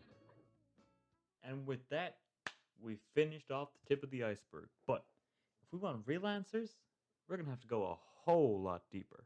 Yes. Let's do it. Let's get down to the shaft. Starting off the next tier, just like the last one, with another KK song. Woo! This one is leaning a lot more towards the spooky side. The backwards notes really makes this one what it is. The whole song sounds distorted and warped, cursed almost. And seeing KK stand in the corner isn't helping. And continue on from that, we have another KK theory. KK Slider is always naked. Why do I even try? Yeah. That's fine. It's a little bit of a nudist. Farley is a character that appears in Animal Crossing GameCube and only appears at the fountain once the player has a perfect town. He isn't a villager, but more similar to Nook or Cap'n, as in he's a special character. Unlike them, however, like, oh my god, Farley is unknown. Although it's widely believed that he is some sort of troll, goblin, gnome thing. Some also think that his voice is the one heard when you're speaking to the fountain. Okay. Inspired by Farley, Serena is a dog villager who only appears in Animal Crossing City Folk. The fuck? According to her Wikipedia page, she's a fountain goddess who appears as a statue in the fountain in the city. Oh. Appearance in the fountain in the player's town. God, that's a lot of fountains. Yeah. Upgrades the players ask for them, but the interesting part is the use of the term goddess. What does this mean? She's goddess. And how powerful is Serena? Where did she come from? This is the only appearance of a god-like figure in the entire series, so it has to bring into question how weird this is. Blanca. Wait, what about what was it? What about the Egyptian cat? Isn't she representation of of Egyptian god? Of a goddess, right? Well, I guess she more has like a pompous attitude. I don't think she really calls herself a goddess. Maybe. I don't know. Another weird character in Animal Crossing is Blanca. She first appeared in Animal Crossing GameCube, where she randomly shows up in other towns. The first time the player meets Blanca, she has no face, and she asks... That is fucking terrifying. Look at that. That is terrifying. You're like on this scary ass train, and then this thing just like just fucking walking right up on you. Which was an amazing character with absolutely no. Oh my god. Whatsoever. Oh no. In concept, when thinking of Blanca as a character and looking at her face without any drawings, it really gives off an unfinished or spooky vibe. Yeah. Nook and Red's backstory. Tom and Nook are both shop owners in the Animal Crossing series. My but God, Nook's... apart from that, they don't have much in common, right? Wrong! While not much is known about Red's backstory, quite a bit is known about Tom Nook's. So, allow me to tell you a tale of the melancholy life of Tom Nook. Oh, please, yes. Tom Nook grew up in a small town just outside the city, and he was best friends with Sable growing up. The two would climb on top of the observatory and spend the night gazing at stars together. A few years pass, and a young, bright-eyed Tom Nook decides to move to the city to become a big entrepreneur. Sable, however, couldn't follow, as she had her sisters to take care of. Tom's time in the city wasn't easy, however, as he encountered a lot of what he calls pitfalls. Despite this, Tom still wrote Sable, telling her all about his experiences in the big city, and every night Sable would pray for Tom, wishing that he could keep his spirits up while struggling to make his way. Tom's dreams of becoming a big entrepreneur never took off, and he returned to the town a changed man. One of those experiences might have involved Red, as Nook tells the player that foxes can't be trusted, and that working with Red has caused me problems in the past. Red himself is a sneaky art dealer, so maybe he organized some sort of crime, but of course, some fans have decided that failed romance is what caused the bad blood. As fan-fiction-y as that sounds, it might not be entirely wrong, as Tom states in Wild World when referring to his time in the city, yes, I have lost more than just money. I've lost a friend. Oh, fuck. We got Tom being a gambler or like fucking ran a quick crime syndicate or something with Red. Yo. Okay. Just spitballing here. Just spitballing. A Telltale Game vibe of Tom Nook and Red and Sable. Like the trio. Like you got like classic shonen anime vibes, you know, two guys, one girl, whatever. Tom Nook has a romance with like Sable maybe, or I guess Red. Right? I'm just saying that would have been. Nintendo, call me.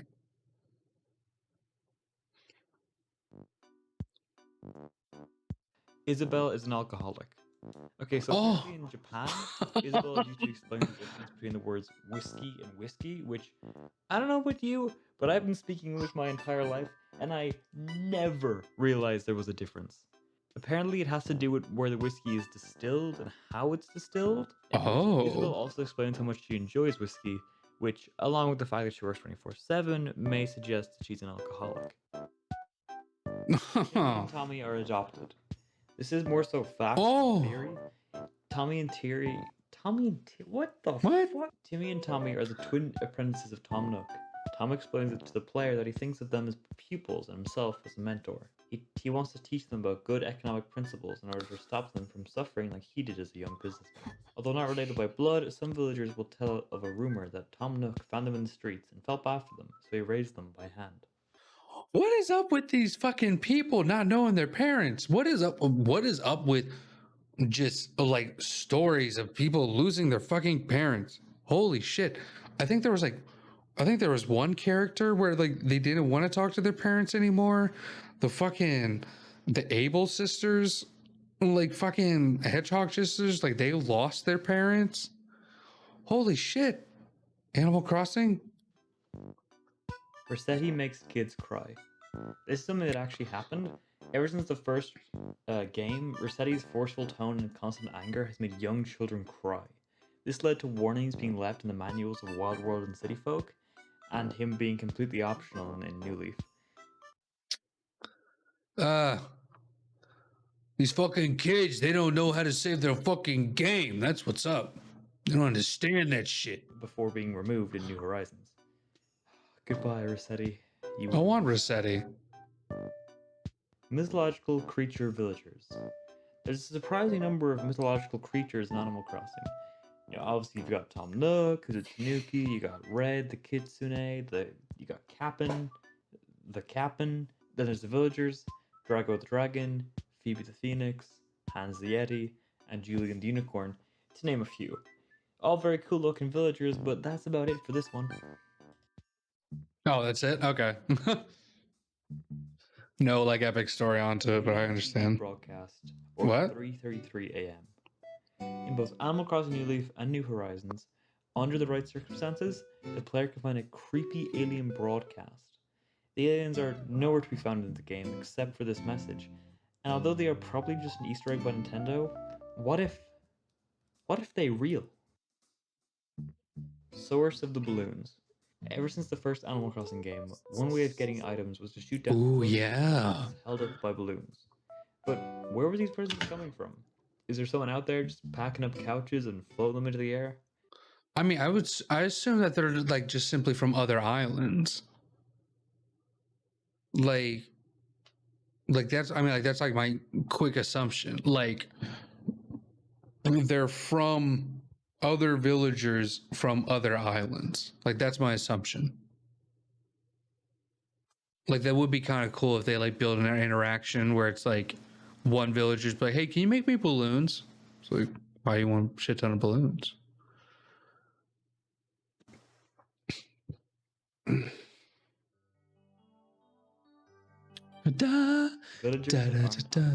There are only a handful of villagers that aren't animals at all, like not even mythological ones. Yeah.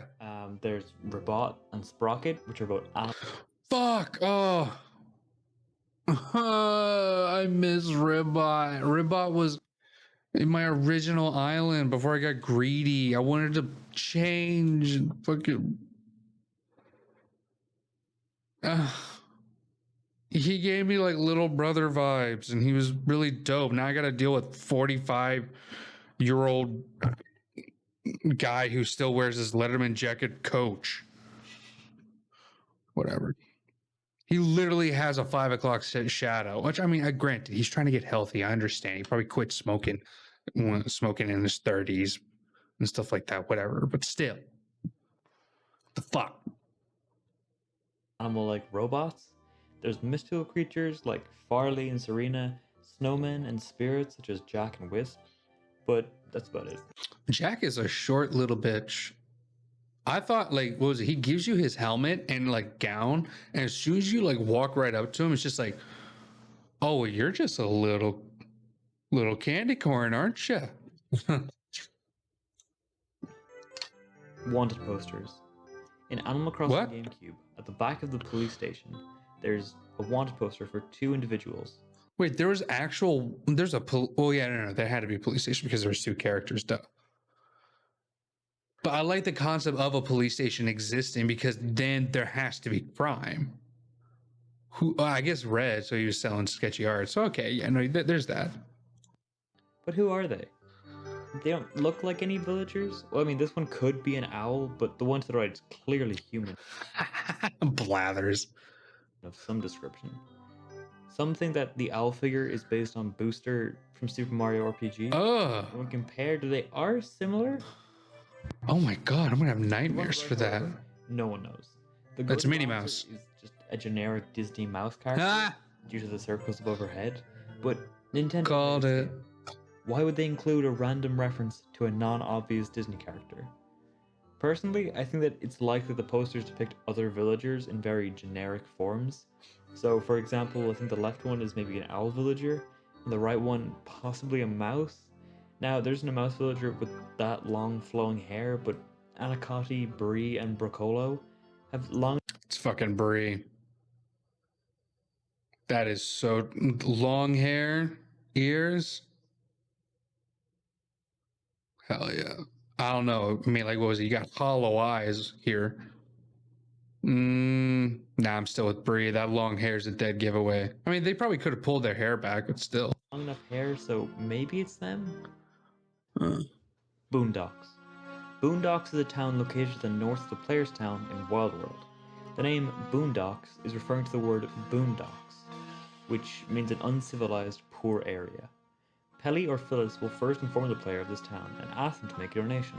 According to them, Boondocksians just eat grilled cheese, but since there's no cheese or bread, they're forced to eat fried dirt without oh my god. ketchup. After a certain number of donations, one of the pelicans will inform the player that Boondocksians are making a well for mud bats, and that tiny Tommy Hicks will finally have a proper 5th birthday. The player will also...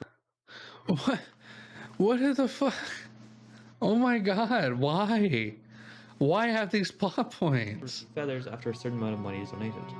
The player can continue donating until Boondocks becomes a thriving city called Boondopolis. You can never visit Boondocks or Boondopolis, however, and it's never shown to the player, so some have come to believe that the town is fake. Along with this, there's also a slight chance that cranky villagers might say they've heard Totemore muttering something like, "I'm having a steak tonight," or that he's installing a brand new platform. Oh! The player will occasionally receive letters from Boondocksians. In one such letter, the line, "My turtle is better," is used, which could be in reference to Tortimer, as he's a turtle.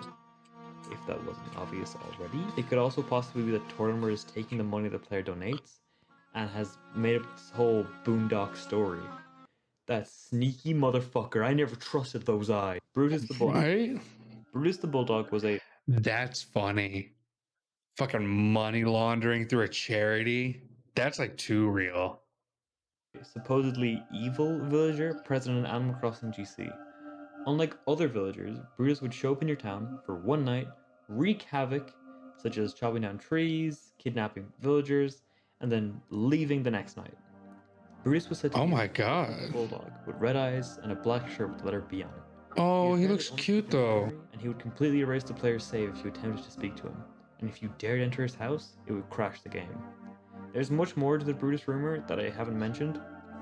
For example, Brutus was said to do multiple things that mess with you, such as sending letters in binary, crashing the GameCube. Some even favored villagers, not just any villagers, and was able to grant bad luck on specific dates. On that date, the player would constantly trip over and get more wasps in trees rather than bells, but there's no evidence of Brutus anywhere. Okay. Except for one supposed screenshot. It has been lost to the internet, but many disregard this as a hoax. Personally, it gives me similar vibes as Herobrine, of being the early days of the internet when rumors spread like wildfire. There's always that. Pioneer program. Coming up to the US release of Animal Crossing, Nintendo held a contest to get people excited about the game's release. You had to fill out a form explaining why you deserve to win in just under 50 words. The players would then get an early copy of the game along with a poster and a letter from Nintendo. In the end, about 125 teams of 2 won the contest and received their copies early. The real mystery, however, is what is contained on these discs.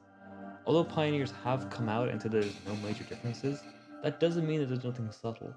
These copies were sent out about a month before release, and winners had direct contact with the localization team. Now, one Pioneer has said that the localization didn't get changed, but I think there might be more hidden on this disc. The problem with trying to find out is that these discs are so rare and are likely never to be sold. But I mean, who knows, maybe Brutus is on there. Nah, that'd be great. Bergsala Summer DS. I don't know why this is even on the Iceberg, but if you haven't seen this already, it's these beautiful DSs that were given away as part of a Swedish competition. Oh! There were supposedly 4 of these DSs. We only have photos of the spring and winter ones, however, and that's super cute. On the autumn ones. Whoa! Slow down there, buddy. Big news, breaking news. We actually just found the Bergsalas. I don't know why we said we on it. Anyways, they found the Summer DS. It's right here. It's real. Strange because unlike the other ones, which are based on I think concept art or something from City Folk and Wild World art. Okay. This one is actually a variation of that and not the same artwork as the rest of them. Which is when you look at what the artwork should be technically and what it actually ends up being, it's a lot better in my opinion. But we fucking have it. It's here. This couldn't have been timed more perfectly. Like I'm editing this video as we speak, and this just came out. So like, wow. But yeah, now we have all 4 DSs, and also apparently there was 2 sets of them because some of the dates and some of the ways people have these DSs don't Dude, what the fuck was that dildo? So what the fuck was that? That there wasn't just. Hold up. Pause. You're not about to just talk when this Falcon is carrying. What the hell was that? We fucking have it. It's here. This couldn't have been timed more perfectly. Go back. What is that? And this just came out. So. Girl, you left your vibrator on in the middle of the living room. All 4 DSs, and also apparently. Like, oh shit! What is that? And some of the ways. Damn. Oh my gosh. It's a gyroid. Yeah, it's gyrating right over there. She left it on. Don't exactly line up. So a lot of people believe. Look at that. She got the heart. She just got done. Look at she's so shocked. Amelia. That there wasn't just how rude not to introduce myself. Yeah, you were busy doing something, huh? Really interesting. Wait, she said, I just saw that. She said she had a sign of Scorpio. Yeah, okay. Love that. That explains everything. Nasty. And an extra arm there. I know what that extra arm's for. Nasty. But I mean, look at them. They're fucking cool as hell. Aika Village. In Animal Crossing New Leaf, a building called the Dream Suite was introduced. It allowed the player to visit others' towns over Wi-Fi without any other players there. Players quickly began to show off their towns, but one player, Garaku, decided to use the Dream Suite to tell a story. This story instantly became known all over the Animal Crossing community. So now, let me tell you the story of Aika Village. Okay.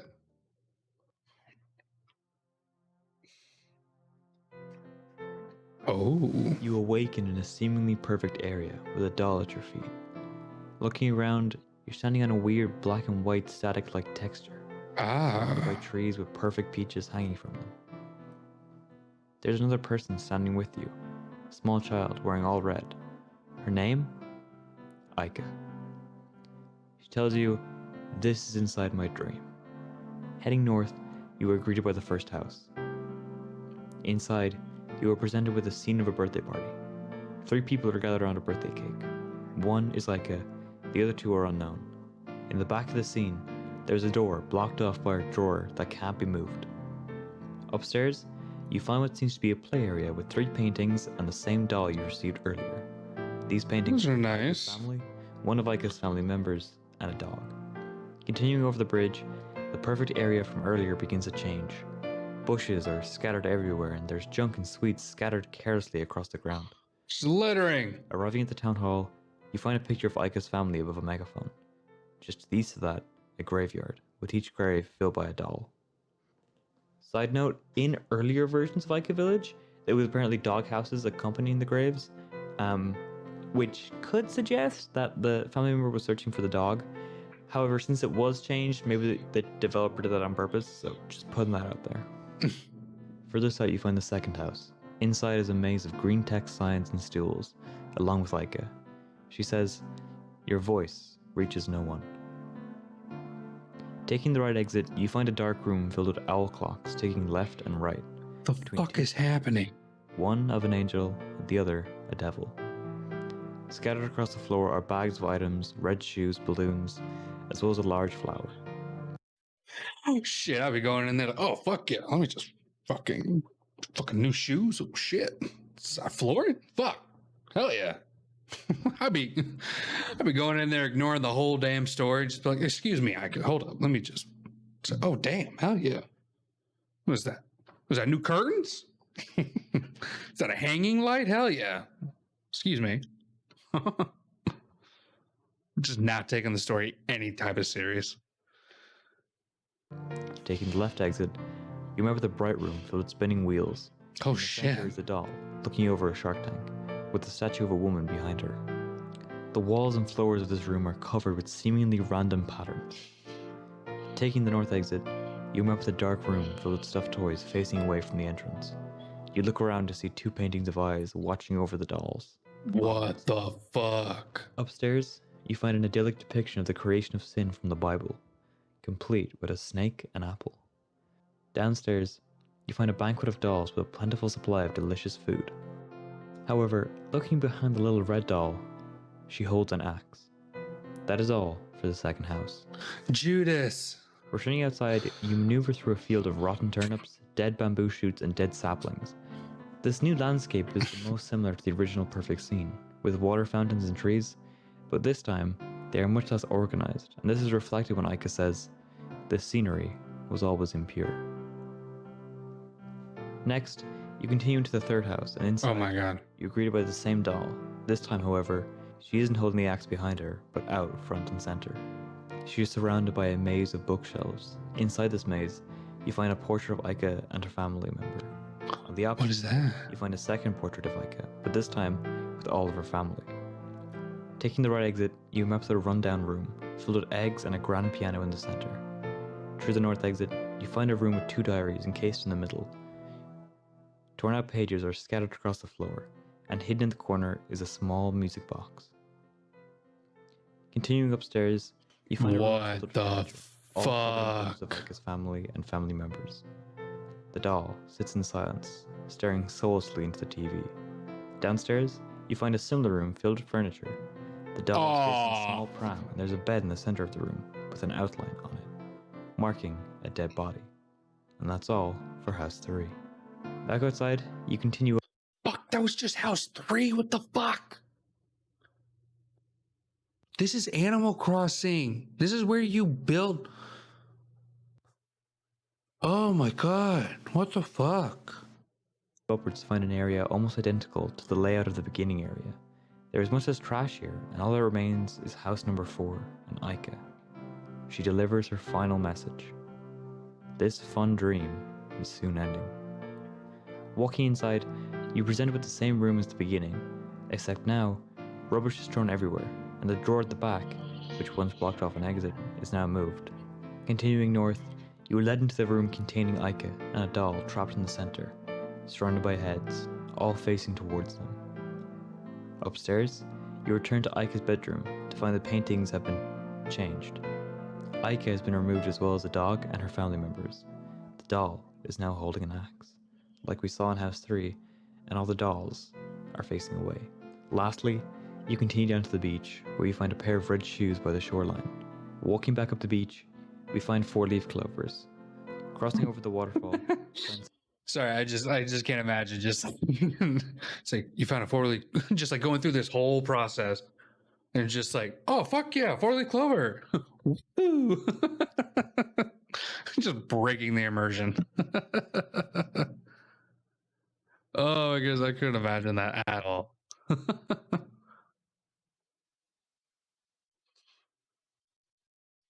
Oh my goodness. Let's see here. All right, let's get back to it. Several offerings left at the grave. Buried within the grave is a skeleton, time. Damn, you dig up the grave? All right. Capsule, and little red doll. Fucking Annabelle origin story. Theory time. The story of Aika Village, and initially people thought it was very simple, about an evil doll that killed Aika's family, but I don't think the story is as simple as that. Personally, certain details stick out to me and hint at this being much more deep and complex than originally thought. The creator himself has said that there is no true ending to Aika Village, so I'm gonna do a bit of theorizing. Do it. Talk your shit. Script. I'm not gonna read the script. I have nothing written here. We're going off script. Ooh, let's go. Let's examine the evidence of Aika Village. Yeah. What do we know for certain? Okay. She wore red. First off, some pretty big indicators. At the end, we saw those red shoes by the shore, which...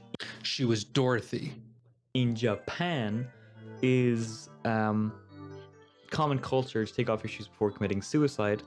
And since they're next to the ocean, it can be implied that somebody killed themselves. And who else wears red shoes but Aika? Okay, well, if we presume that Aika killed herself, we have a lot of explaining to do as how the hell that happened. It's very hard to piece together the first few houses. The first one obviously depicts, you know, a perfect scene. You got her with her family having the birthday, and either she receives this doll or she's had this doll before.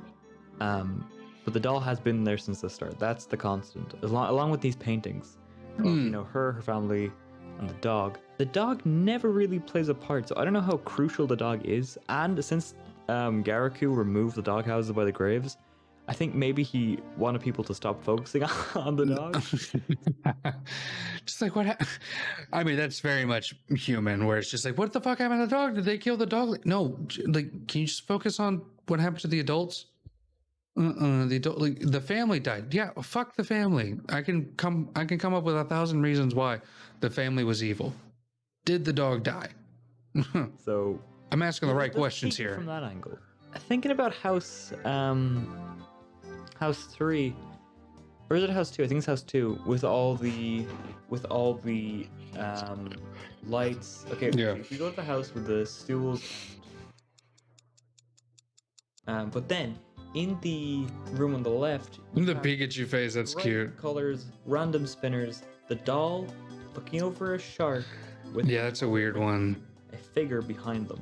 This could suggest panic, and maybe that the red doll could represent Aika. Right? Okay, hear me out. Red doll represents Aika, and in that moment, she's feeling pressured from someone, from an outside source, to make a big decision. Right? That means the shark. And all the flashing colors, the spinning wheels. I thought it was. I thought the doll represented Aika. Like panic she was feeling. Again, you could point this back to the ticking. I thought Aika killed her whole family. A depiction of sin. Hold on, what's it? The idyllic depiction of creation of sin from the Bible.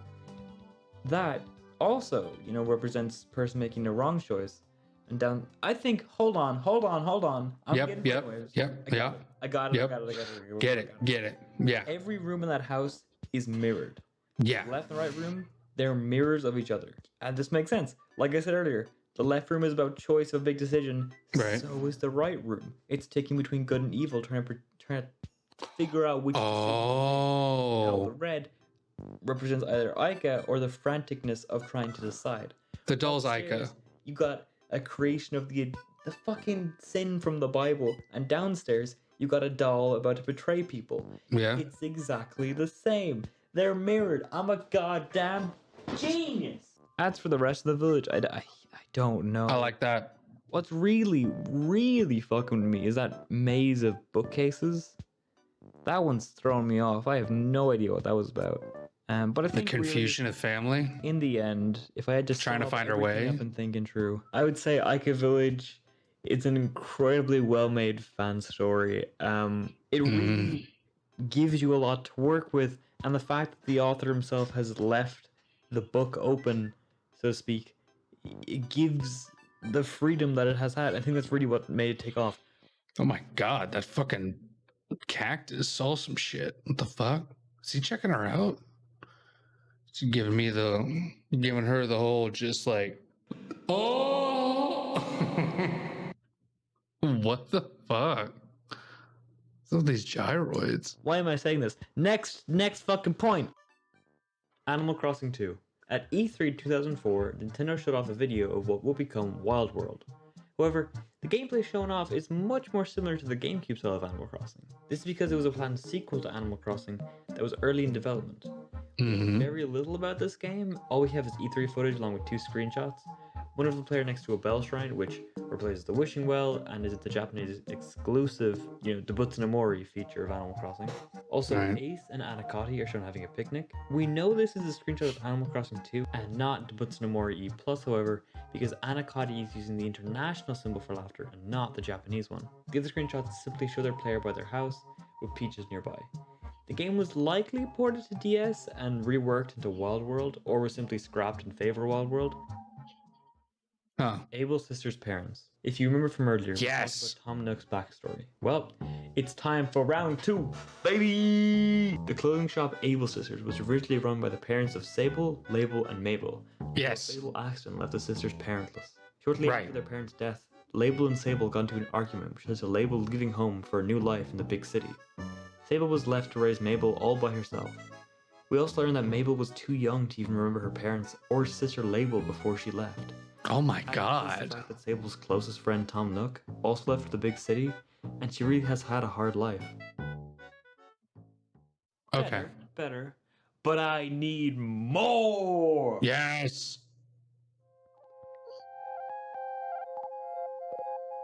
Oh, fuck yeah. What the fuck? Keeping with tradition, we have KK Synth. Now, unlike the previous 2 songs, this one is a lot more electronic sounding, but it still has those creepy vibes, especially with this section right here.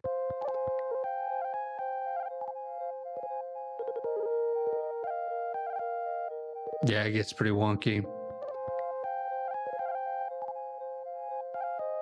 I don't know why, but something about this sounds sad or ominous to me. Animal Crossing cures depression. I mean, sure, it's a nice, peaceful, slice of life game. Sure, why not? Yeah. Anti-government Animal Crossing ban. I'm just already gonna say like no. Like I wouldn't say it cures it. It's just a way to kind of maybe deal with certain parts, or at least like it helps you handle your depression, maybe. But no, that's too, yeah.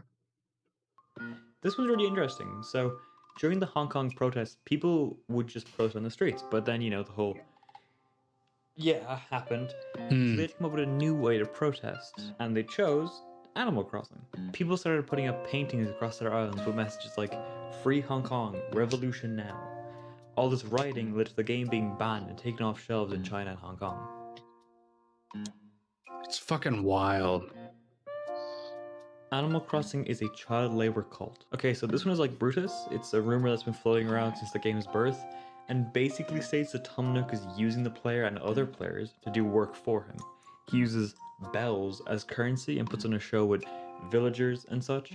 However, when researching this, I somehow stumbled upon a fanfiction that takes all these ideas along with some other ideas and combines them all together into this big 15-chapter story, which took me way too long to read. Holy shit. The story revolves around a young, happy lad who believes he is going off to a fantastic adventures at summer camp named Billy. This camp turns out to be wild world. It's always Billy. He realizes he can't escape. It suddenly becomes an episode of Survivor, and Billy must fend for his life. Gyros become a center plot point and have some power to turn children into animals. This process is called Animal Crossing. See what you did there? Then yada yada yada. Comes up to Martin Mouse with cancer, who is a that's good. Dictator, and bam, that's pretty much it. As much as I am joking, I did actually enjoy reading through it. The creator obviously poured a lot of time and effort into it. I mean, we got fully drawn scenes, audio readings, 2 endings, and a fully animated fight scene. Summarizing the whole thing would not do it justice. So holy shit! Reading of it on stream on YouTube at this date, the date shown above. I don't know when it's going to be, but it should be either the Wednesday or Friday after this is posted. So yeah, there it is. Come check it out. We're gonna have a good time. We're gonna read the story. We're gonna watch the fight scene. Anyways, speaking of gyroids. Gyroid sounds. Gyroids themselves are weird little statues you can place in your house in all Animal Crossing games. What makes them creepy though are 2 main things: the sounds they make and the way you get them. Gyroids are primarily found buried underground, and some of their sounds resemble... Yeah, they're bringing them back.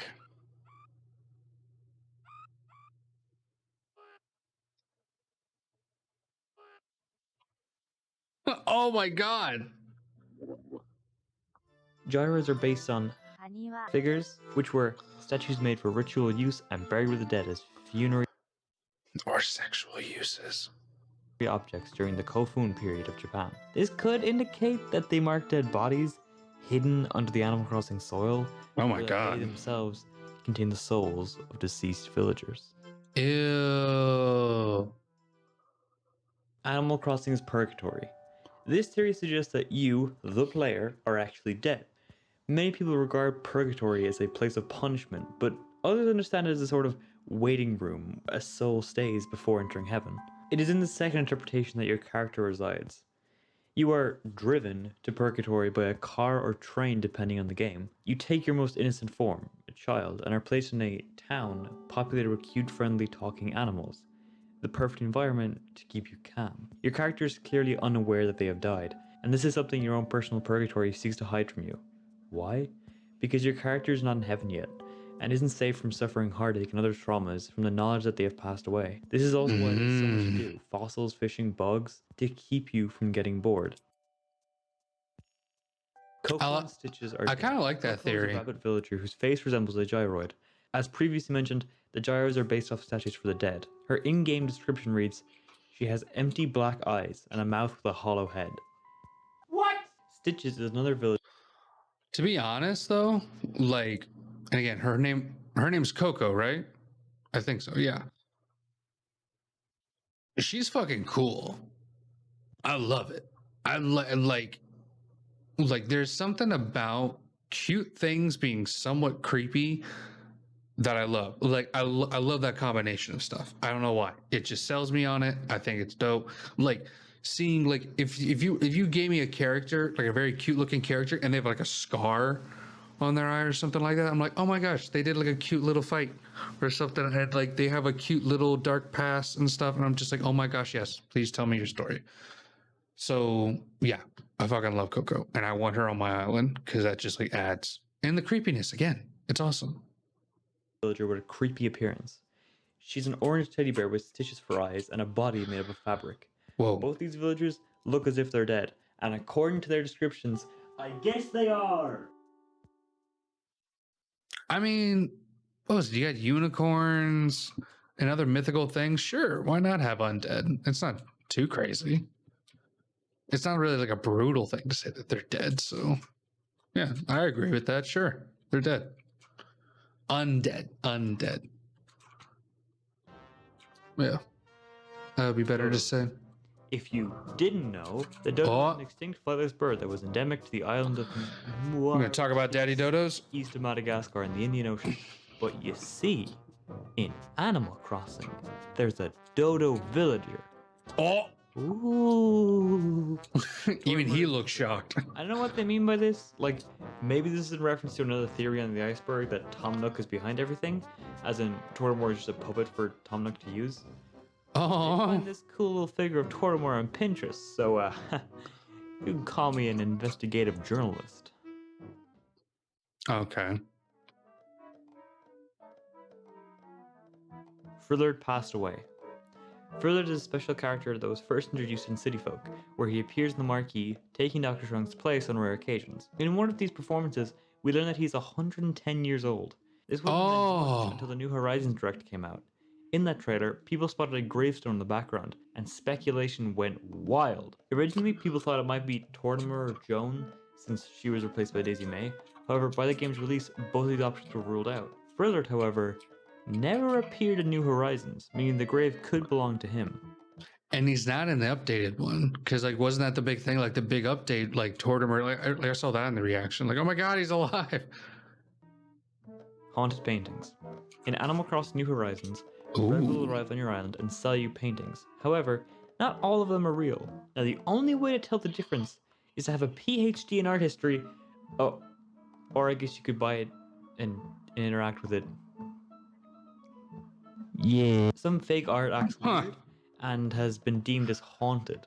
For instance, a portrait may open its eyes or a statue may float. These oddities only appear when interacting with the object at night, however. One of the creepiest examples, in my opinion, has to be the back of the graceful paintings, in which you can see a human-shaped stain, as its canvas itself is possessed. Humans are second-class citizens. This could be in reference to two things. One is the fact that you can buy a human skeleton, but this skeleton is much too tall to be the same as the player's, meaning the player isn't human. Also, we never see a character whose description fits this skeleton, so where these came from is a mystery. Maybe the human skeleton is similar to dinosaurs in the fact that it's a fossil now. There you go. Or if we assume the player is human, then it might be the fact that Tom Nook charges the player for their house and has to pay off constant debt, unlike other villagers.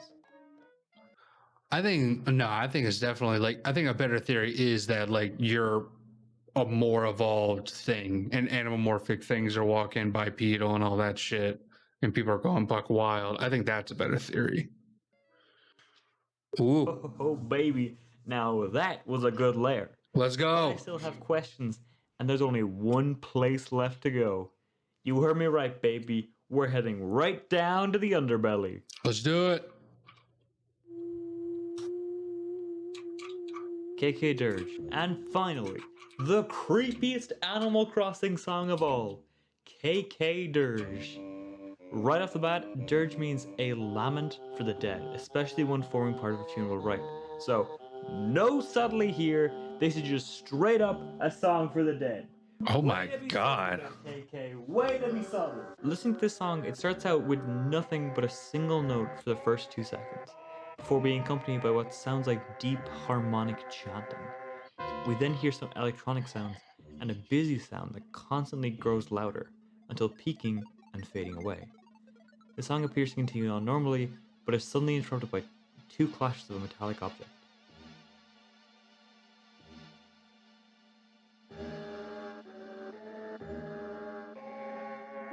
Oh my god. Followed by someone holding a low note. And then the song repeats. This is definitely the creepiest Keisei song and gives off cult vibes. The chanting, the clashing of metallic objects. Oh, hell no. Like some sort of execution or ritual. That was a wild phase for KK when he just kind of took off and tried to rehabilitate himself after the whole drug crisis. He joined a cult and then just got real weird with it. Creepy Kurlos dialogue. Kurlos is a villager first introduced in Dobutsu no Mori E+ as a cranky islander. His personality type changed in New Leaf to smug. Fast forward to New Horizons, and there's a chance that Kurlos will tell you about his workout mishap in his basement, commenting that nobody can hear you scream from your basement. This is an incredibly creepy line to leave into an Animal Crossing game. Oh my god. Especially from one of the villagers. The thing is though, this isn't exclusive to Kurlos. This dialogue option can be said by any of the smug villagers.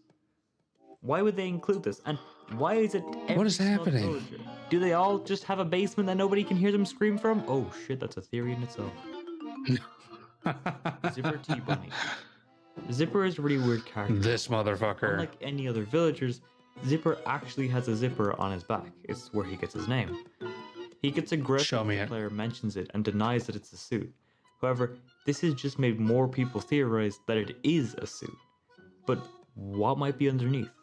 Well, something is Phyllis due to their shared habit of making asides and grayed out text and how much they dislike their job. However, Phyllis and Zipper can be at the same place at the same time, so that pretty much disproves that theory. There you go. Others think he's Tortimer, but he can be disproved the same way. Maybe there's something much darker under that bunny suit. Yeah, it could be Satan himself. Some sort of horrific monster or creature. Or possibly another player, just like you. Gulliver is a failed murder victim. Gulliver is a flightless seagull villager that's found washed up on your shore randomly. He explains that he fell off a ship, and his crew is dismissive of him. This could suggest that he didn't fall, but was pushed overboard. Oh, or yeah, he was just a shitty captain, and then his guy did a full-blown. They decided to commit a good old fashion mutiny. New Leaf 7 PM negative aura. This one also talks about negative aura and wet dry, where I mean 7 PM music in New Leaf. Yeah. Personally, I don't feel it, I don't hear it, but I mean, I kind of understand what they mean. The repeating sounds, the clip-clop in the background could give it that vibe, but look at any other song from New Leaf. They all start to repeat. Those songs always drag out over an hour, so I don't really feel the negative aura here. Tell me if you guys do. Wisp's Master. Wisp is a special spirit character who's a simple white ghost, roughly the same height as the player. What he was before he... Yeah, wait a minute. There's Wisp, so there are undead people. So yeah, Coco and Stitches are undead. So yeah, confirmed. Became a ghost is unknown and up to speculation. When Wisp arrives in the player's village, they must cash spirits with their nest for a reward. Wisp said he works for an organization and will mutter something about a master and what he will do if his spirits aren't recovered. Little is known about Wisp's boss, other that he's a very scary person whom Wisp is afraid of. He appears to be violent, beating Wisp up after he fails to return the 5 spirits in oh god, Hoinda Mura Deori, the Animal Crossing manga. Whoa. Chestnut. Chestnut is a beta character in Animal Crossing GameCube. She can only be accessed by using an action replay code. She appears as a squirrel with blue eyes and a turquoise dress. Digging around the code, we find that her texture and model refers to her as XSQ, which likely means extra squirrel. However, in the game's code, she is called ACEV Dokutu. That can be broken down to Action Event Dokutu. Characters with EV in their name are traveling characters like Crazy Red, Sahara, or Joan. Dokuto. Dokuto? I'm just gonna keep butchering it over and over again. Most likely a shorthand for Dokutoru, which means doctor in Japanese, as strings before her name in Dobutsu no Mori Plus include sick and patient. These things point to her being a traveling doctor of sorts. She may also have healed a player if they happen to get stung by a bee on that day, since medicine wasn't introduced until Wild World. She was likely cut, though, due to uninteresting or useless mechanics, or just time constraints. Oh, yeah. Oh, boy, it's time for the beta items. They my favorite part. There's not a lot of cover, so... Cat 13. Cat 13 is a dark brown cat with tan question mark stripes on her forehead. Apart from her appearance, we know nothing about her, likely due to cut time or time constraints. That's the same thing. Or replaced by any of the hundreds of other cats. Bluefish. Bluefish is a beta item. It's just a simple blue fish with a hook and a slip, likely used while programming fishing. Dummy is a beta item that takes the form of a white triangle with red Japanese fucking characters in the center. When placed, the character reads dummy. This item can't be sold or seen in the catalog. This is considered to be either a glitch item or a tool for testing furniture. Weirdly, and I imagine an accent, you were able to get this item without hacking or modding the game. For some reason, you could obtain dummy in 2 ways: by talking to a villager inside an igloo through specific conditions, or as a reward for the picking 2 cards game. You can also get a form of dummy in City Folk where it appears as a regular apple. Glowing yellow boxes. This is a beta item, only accessible via cheats. Once placed, what the fuck? Until you reload the zone. Once you return, the box will appear and begin moving side to side. It has physics attached to it and can push the player around. What the hell this is used for is unknown. Paper airplane. Paper airplane is a beta item only accessible through cheats. It appears in a buggy state as a type of paper. When placed on the ground, it is visible, but just like the glowing yellow box, it too reappears once you reload the zone. Jesus. It also has the weird ability of duplication, and potentially shut down entire acres or even leave your entire town unplayable if you... Oh my god. Sickle. The sickle is an unused beta item only accessible via cheats. It was never completely finished, but does appear in the player's inventory as a net. When equipped, it appears as if the player is holding nothing, but acts like you were not holding a tool. This item also apparently appeared in Animal Was that a knife? Guide? I don't know what the hell Animal Crossing Guide is. Apparently it's a guide from the original GameCube. Who knows? And that's all the beta items. I got all of them done. Oh, nice. Yeah. Okay. So they straight up just have the Wii U game at the very Jesus Christ. Oh, that's roast. The Night Clowns. Hold on. I think we finally reached it. The answer to a question I've had ever since the start. Oh boy, what is it? I can finally know what the Night Clowns are. Now, what are Night Clowns, you may ask? Well, have no fear, young viewers, for the creator of the Iceberg, username for username himself, gives us an explanation. New Horizons released in a new era of video games that tend to be more in tune with internet culture. As such, New Horizons has some slightly off-kilter dialogue that aligns more closely with oddball humor often found on the internet. Blah blah blah.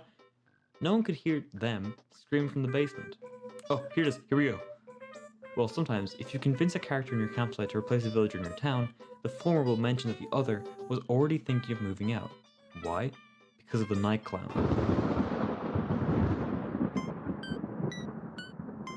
Now, you may say, what? Night Clowns? What? Yeah, Night Clowns. Do they explain the Night Clowns? No. I fucking love the ending. That's awesome. No, they do not. No one talks much about the Night Clowns, but they are enough to motivate a villager to move out once the opportunity arises. This baffles players to this day, who have to ask, do the Night Clowns have any connection to Fierto? What the fuck? What are the Night Clowns? The fact that this question is unanswered to this day makes it so much worse. It may give you second thoughts of playing at night, among other things. Oh my god.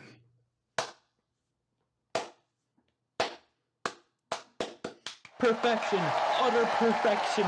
This is the best thing I've ever seen in my life!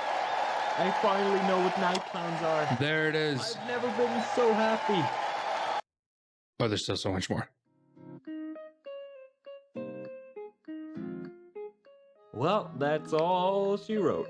Oh, it's okay. It's been a journey, and we are finally, conclusively done. Holy shit, this has taken a long ass time to make. This took a lot of effort to make from a lot of different people, so if you enjoyed, I really would appreciate a like, and maybe even a subscribe. Originally I was going to say that we're almost at 1,000 subs and try to get you to subscribe, but we somehow hit that milestone while I was recording the script, which is fucking yeah. insane. I just want to say thank you to, all my fans already, which I'm going to keep that brief because I have a lot more shit planned for that whole celebration thing. I'm definitely thinking of making more of these.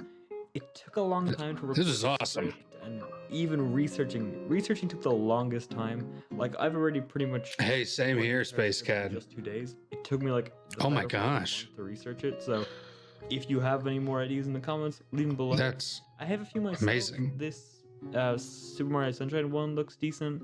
Also, if I can find one on Pikmin or Smash Bros, I think that could also be pretty good.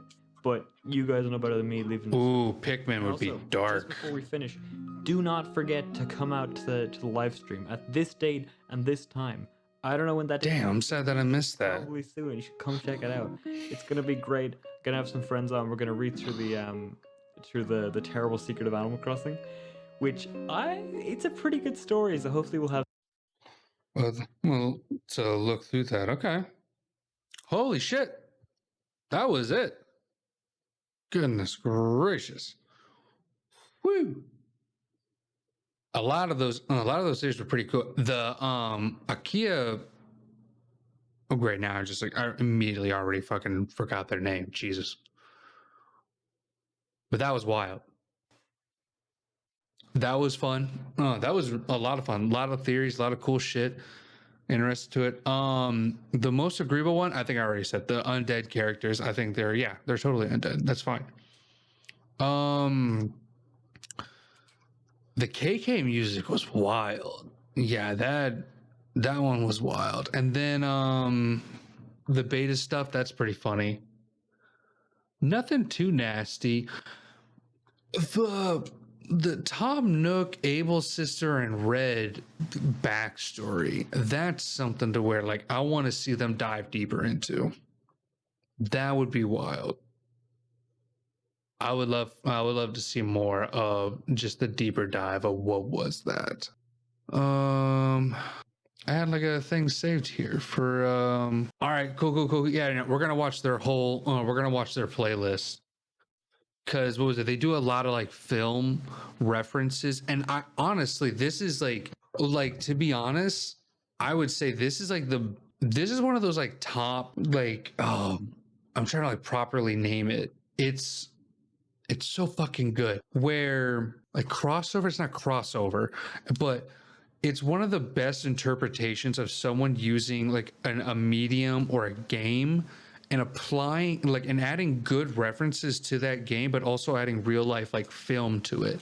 Like honestly, I want to see a movie directed by this person. It's amazing. It's amazing. Give them love.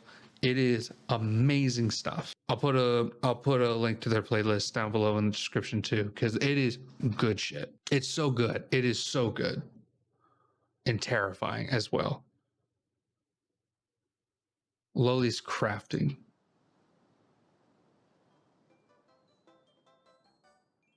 I love the quality.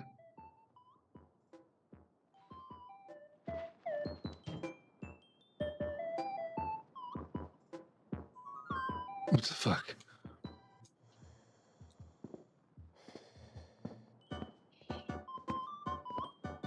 Oh my god. What the fuck? Oh my god.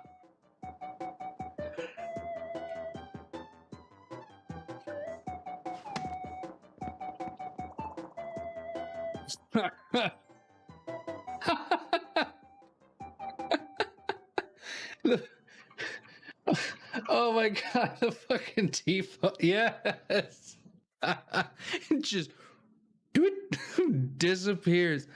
Because that's the thing that happens, right? Like when you go into someone's house and like they're building something. Oh, that's great. That's great. I've seen other ones. What was it? I remember, yeah, I've seen the one where it has the clown sheep in boxes, and I think the last three, but I haven't seen the beginning one. That's fucking funny.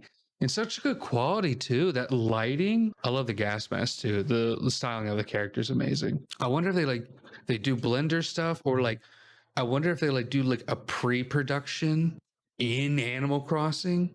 just to get like the references and everything. Like if they build up the house and all that, just as pre-production wise, I could see that. That'd be amazing. That's funny.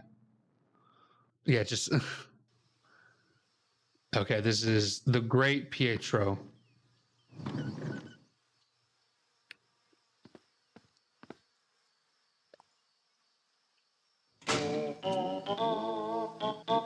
Cute.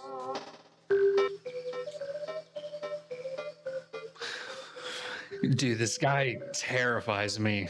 That lighting, oh my god.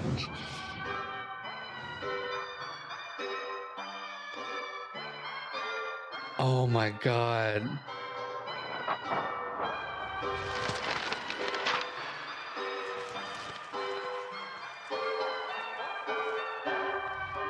Oh, what? He didn't approve it, or he approved it? Or no, he was bothered.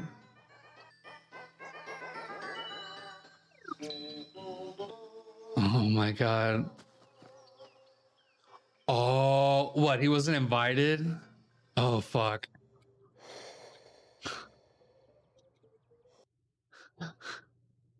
He didn't want him to do it? Oh my god.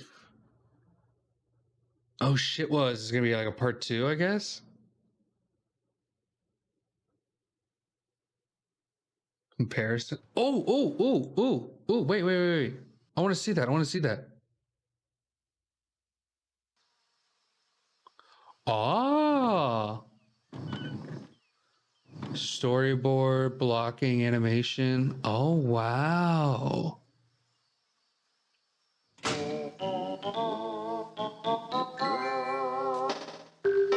Bench crack, spin.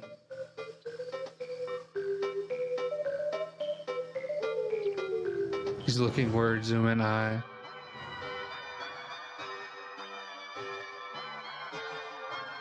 Paper shots are added later. Frozen pose, please examine. Frozen pose, throwing papers. Camera whips behind. Pager picking up papers, paper slowing. Okay. Cool. Lily and Filbert get settled. Nice. That's super cool.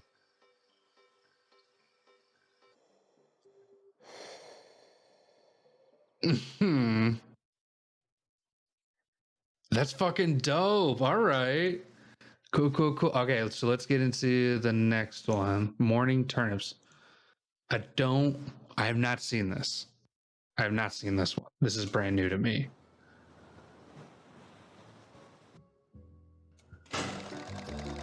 I love the fucking lighting in this. It's so amazing. It's so intimidating.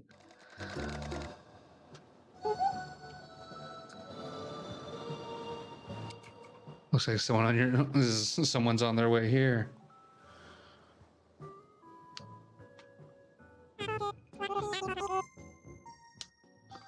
Please close the conversation window. Press B. Press B. Oh my god. Oh no.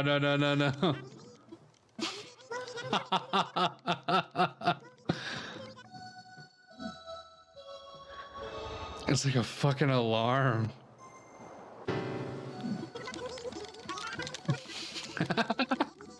Oh no. Yes. No, wait, shit.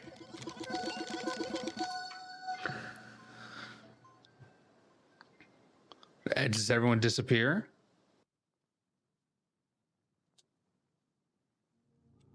What, does everyone get kicked off your island? Oh my god.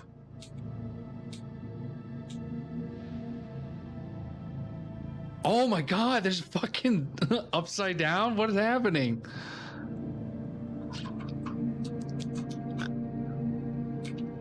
Oh, I fucking love this. Look at this.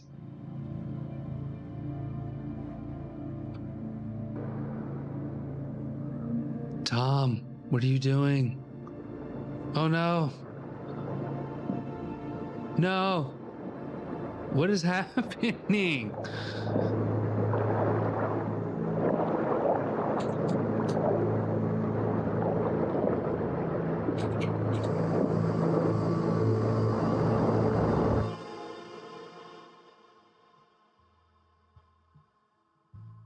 fucking loading bar. That's cute.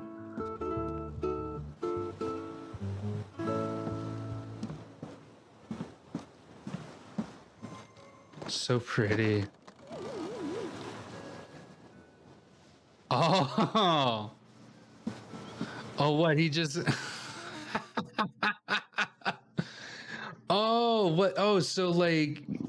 Wait, I'm confused. I'm confused. So like, well, if someone comes in, it just interrupts everything and just forces everybody up front. That's fucking funny. I wonder what were like all the references within. Do they like post all the references? Everything else behind the scenes, commentary. Oh, we get fucking commentary. Hey folks, Denzel here. Yes. Denzel Pencil.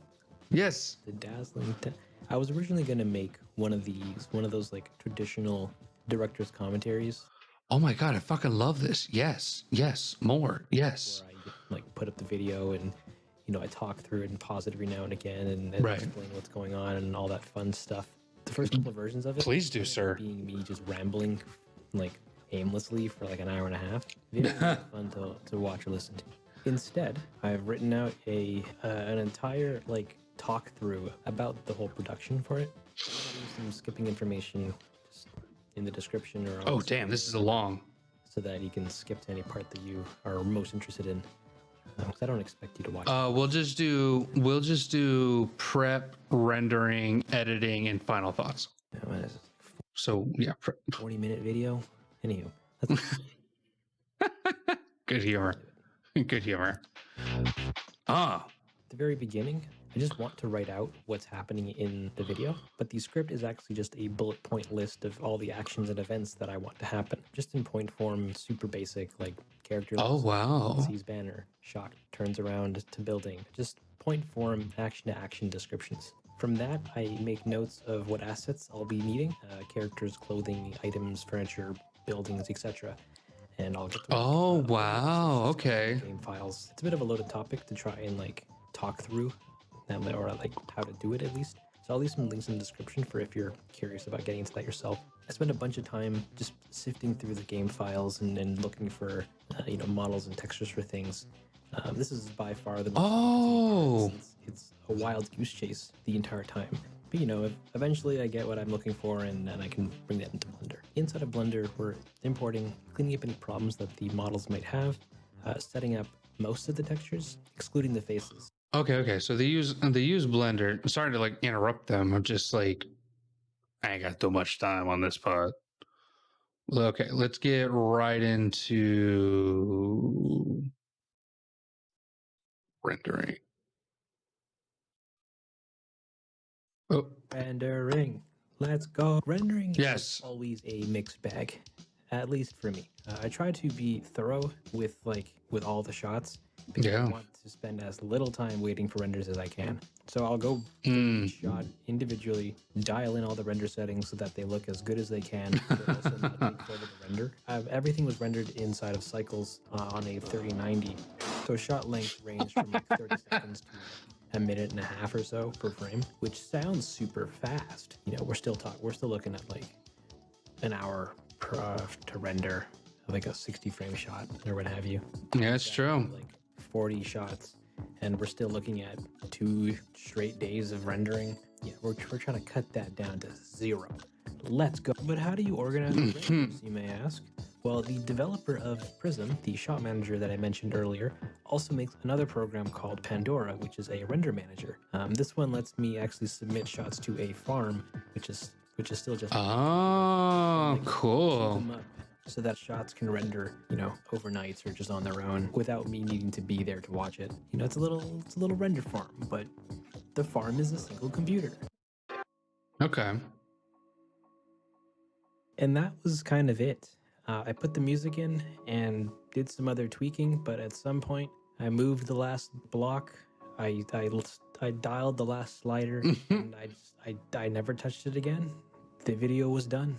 The entirety of a Saturday was spent just exporting it and making sure that it looked good through like on Twitter and on Reddit and YouTube or what have you. just to make sure that it still looked good after the compression of these websites had their way with the files. And then Sunday was all about releasing and getting it out in the storm, just getting it out there. And that's how it was made. The whole process took around 3 weeks to put together from beginning to end. Like, I finished Great Pietro, took a short, half an hour break, and then started back up on this one. So yeah, I hope you liked it. There's more in the pipe, I guess, since these seem to be kind of popular, I suppose, or at least at the time of this recording it was. And could you imagine in like a week this is going to be irrelevant? Oh, couldn't be me. Anywho. Lo and behold, he's talking about literally Animal Crossing New Horizon 2 coming out with this big update and then all changes. That's funny. Oh, buddy. Fuck yeah. Hell yeah. I'm getting like full-blown notifications. Subscribe. Oh, this is the second channel. Well, subscribe to that too. Holy shit. This person is coming out with it. Oh my goodness. Okay. Let's finish up with the last three. I believe I've seen the last three ones. Oh, this is so pretty. Oh, I want music videos made by this person. I fucking love it. I want all their content. Uh-oh, let me just do that real quick. Click that bell. Oh no, tomorrow noon. Be here, be square. Poggers. Oh shit. Oh my god.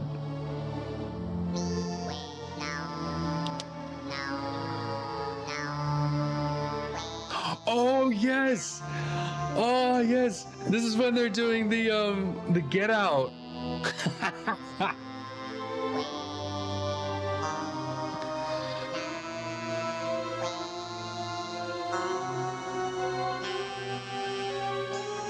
Yes. Yes.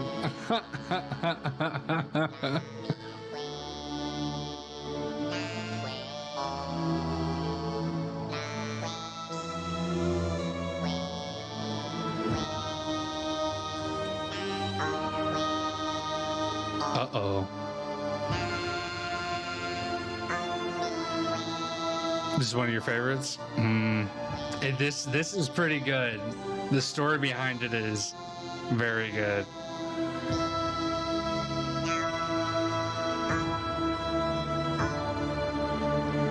Great acting too. Using just minuscule like that look down and then the sad eyes back up. And of course Raymond has no fucking clue. Just like, yeah, I'm moving out. What?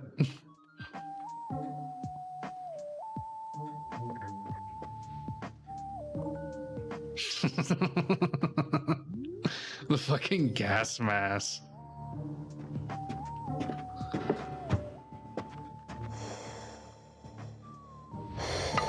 Oh my god. Oh my god.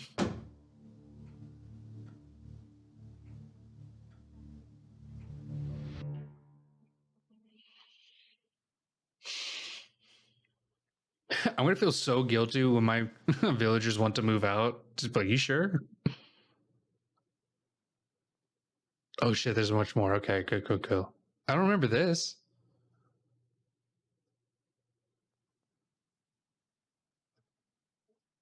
Is there? Oh, okay. Literally the next day.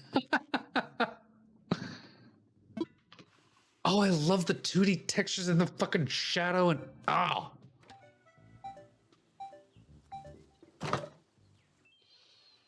Cute. Oh. What?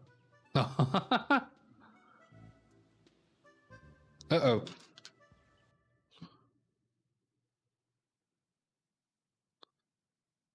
Hot damn, my camera went out.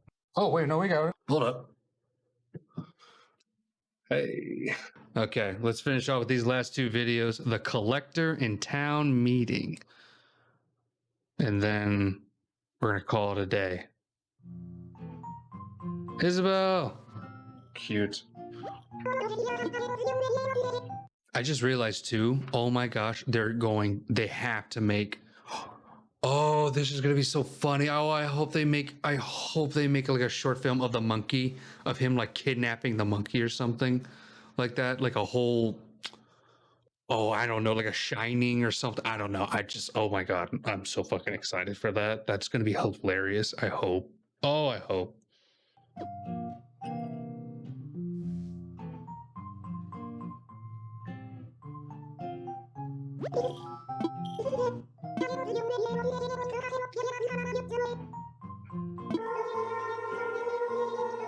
It's going to be immediately migrate at the end. What?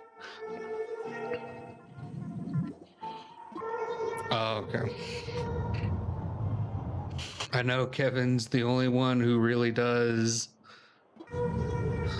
So you better hurry up, buddy. Until next year. Ooh, okay.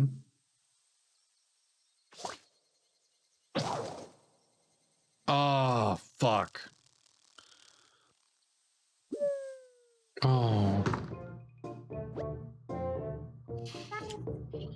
Oh my God, I fucking love just like the hard pull onto the door. Just adds frustration to it. To our Lord and Savior. Oh no! Oh, Timmy!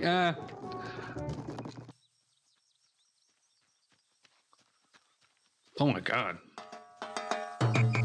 Oh, let's go! Ooh, be careful! No! Oh, fucking dragonflies! Oh, so frustrating! Fucking run! Yeah. Ooh.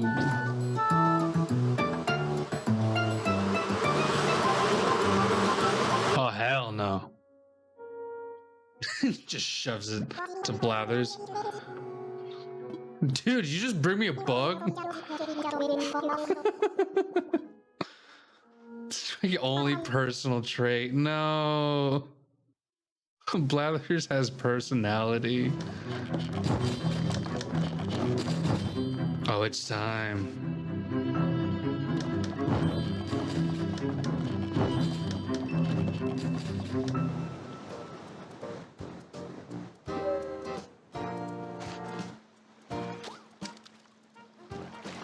Oh, we see the fin.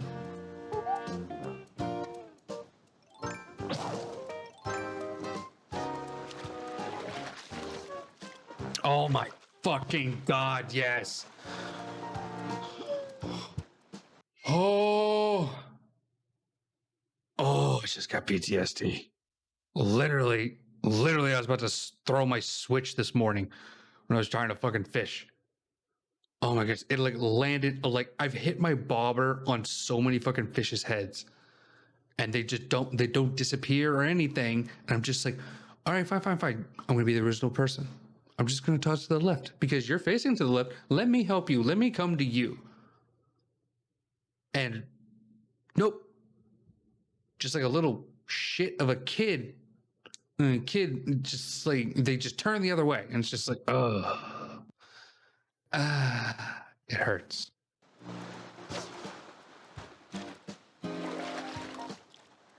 And you gotta fucking time it right.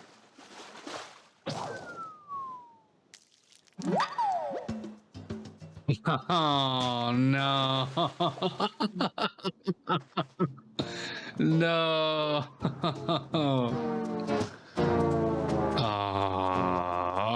On the note cards too. That's great.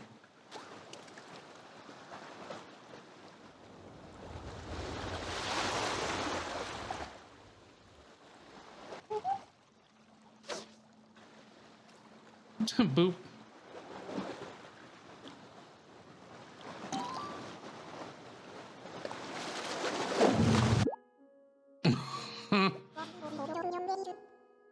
Got a whole whale. Nice. Thank you. That's it, yeah.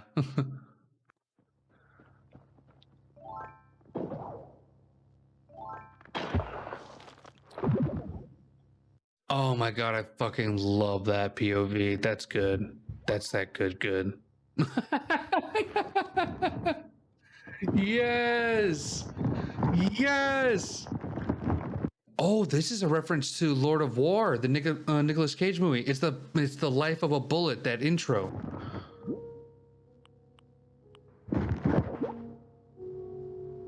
The glowing when you select it, that's amazing.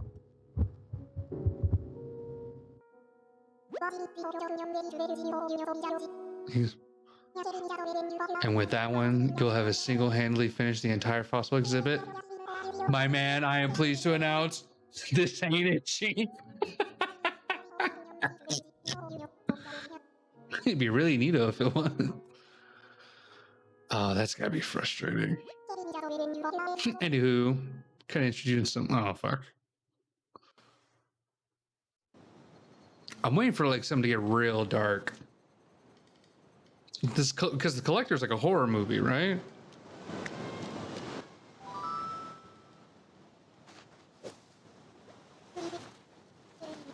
You looking for some carpet?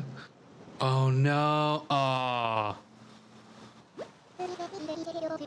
Don't be sad. I'll be here all week. Oh no!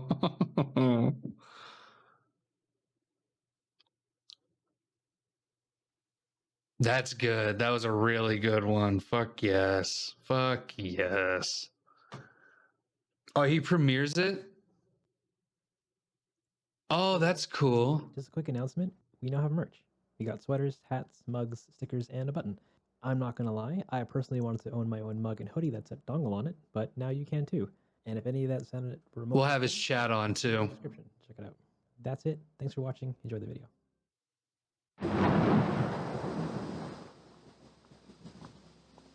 Actually, no. We won't have his chat on. I'm like, this is our experience here.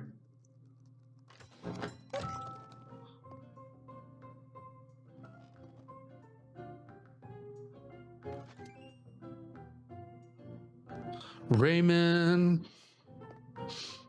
It's like a late night.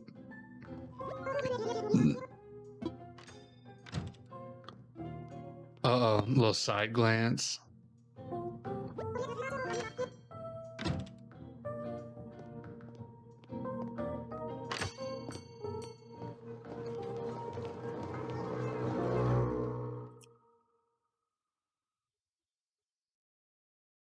Shit. Oh shit.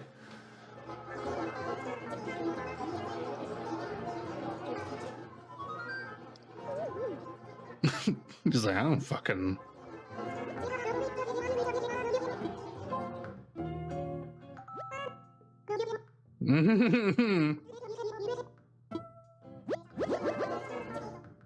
A mask boy. My trees are gone. Burn his house down. Wait. What were all the messages? I'm actually here because everyone else. That's great. My trees are gone. Yeah. Yes. Gee. Think. What's that one? Burn his house down. Yeah. That's cute. Well, that's the case. Please form a single file line.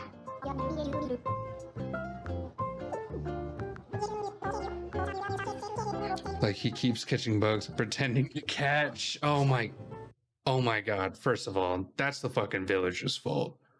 All right, you'll stalk with them for like a whole 30 fucking minutes and they won't get it.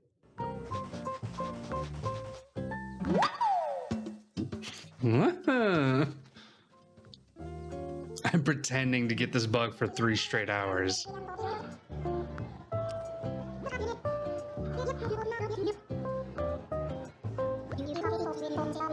He's hitting me in the net for some reason. Because it's fun.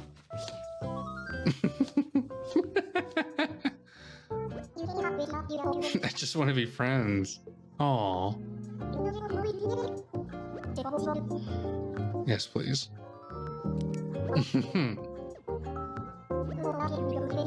Timmy and Tommy? Oh. So, The other night we were closing up shop and he kind of...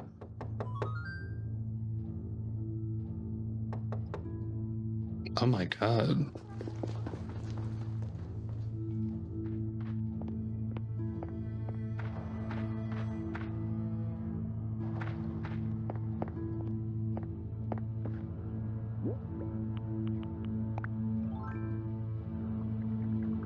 Oh no. Oh no. She was looking for gasoline to do something, and luckily we had some. Oh no.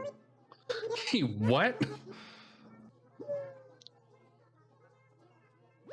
No, Pietro. Oh.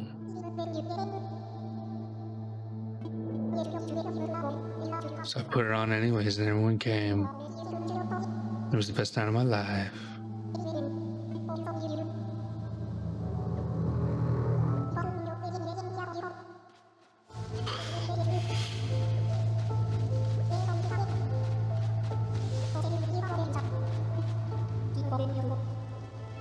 Oh no, no, Pietro. He turned to me and said, "There's always a consequence when you don't listen." Oh my god.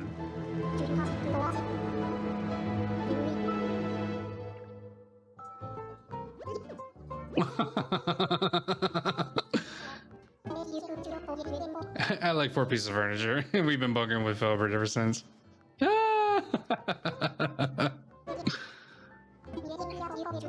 This man's a monster and needs to be stopped.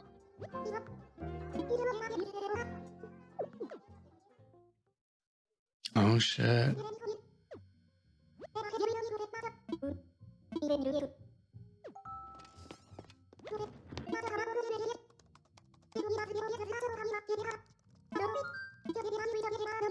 Arson.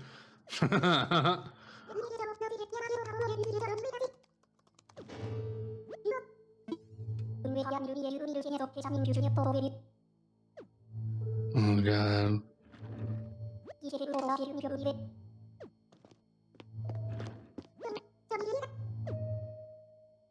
Bad representation. To terraform. Oh, fuck.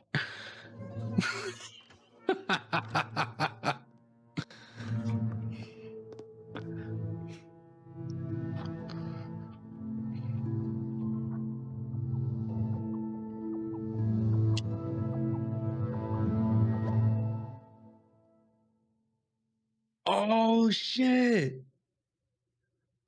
Oh. And that's the last one, isn't it? When did that come out? Came out this year. 15th. Damn. This man killed my child and is after me next. Isabella, noted.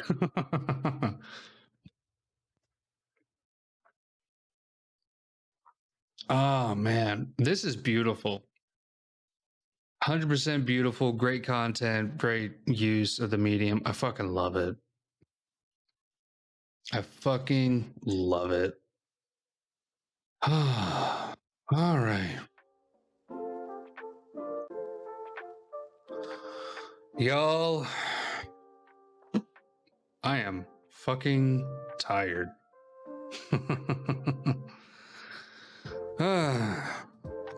That was a good time. I'm very happy what we did here today. I hope you have yourself a great time. I want to thank you all for joining me. This was a long episode. I hope you enjoyed it. I hope you enjoyed every bit of it. Probably gonna upload this in parts or maybe just as a whole or something, but this was fun. This was very enjoyable. I hope you all have a wonderful night. I hope you all have great islands that you have played.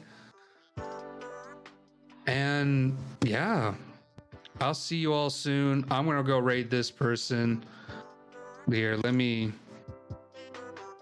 check some of this stuff out. I learned so much on this game and I fucking loved it. It was amazing. But hey, I'll see you all very soon. I don't know what we're gonna be doing next week, but I got a couple things planned. All right. But yeah, we're gonna go raid this person. So stick around. They're playing some Animal Crossing. So yeah. But hey, I love you all. And you all have a great time out there, okay? My name is Professor Void, and I'm out.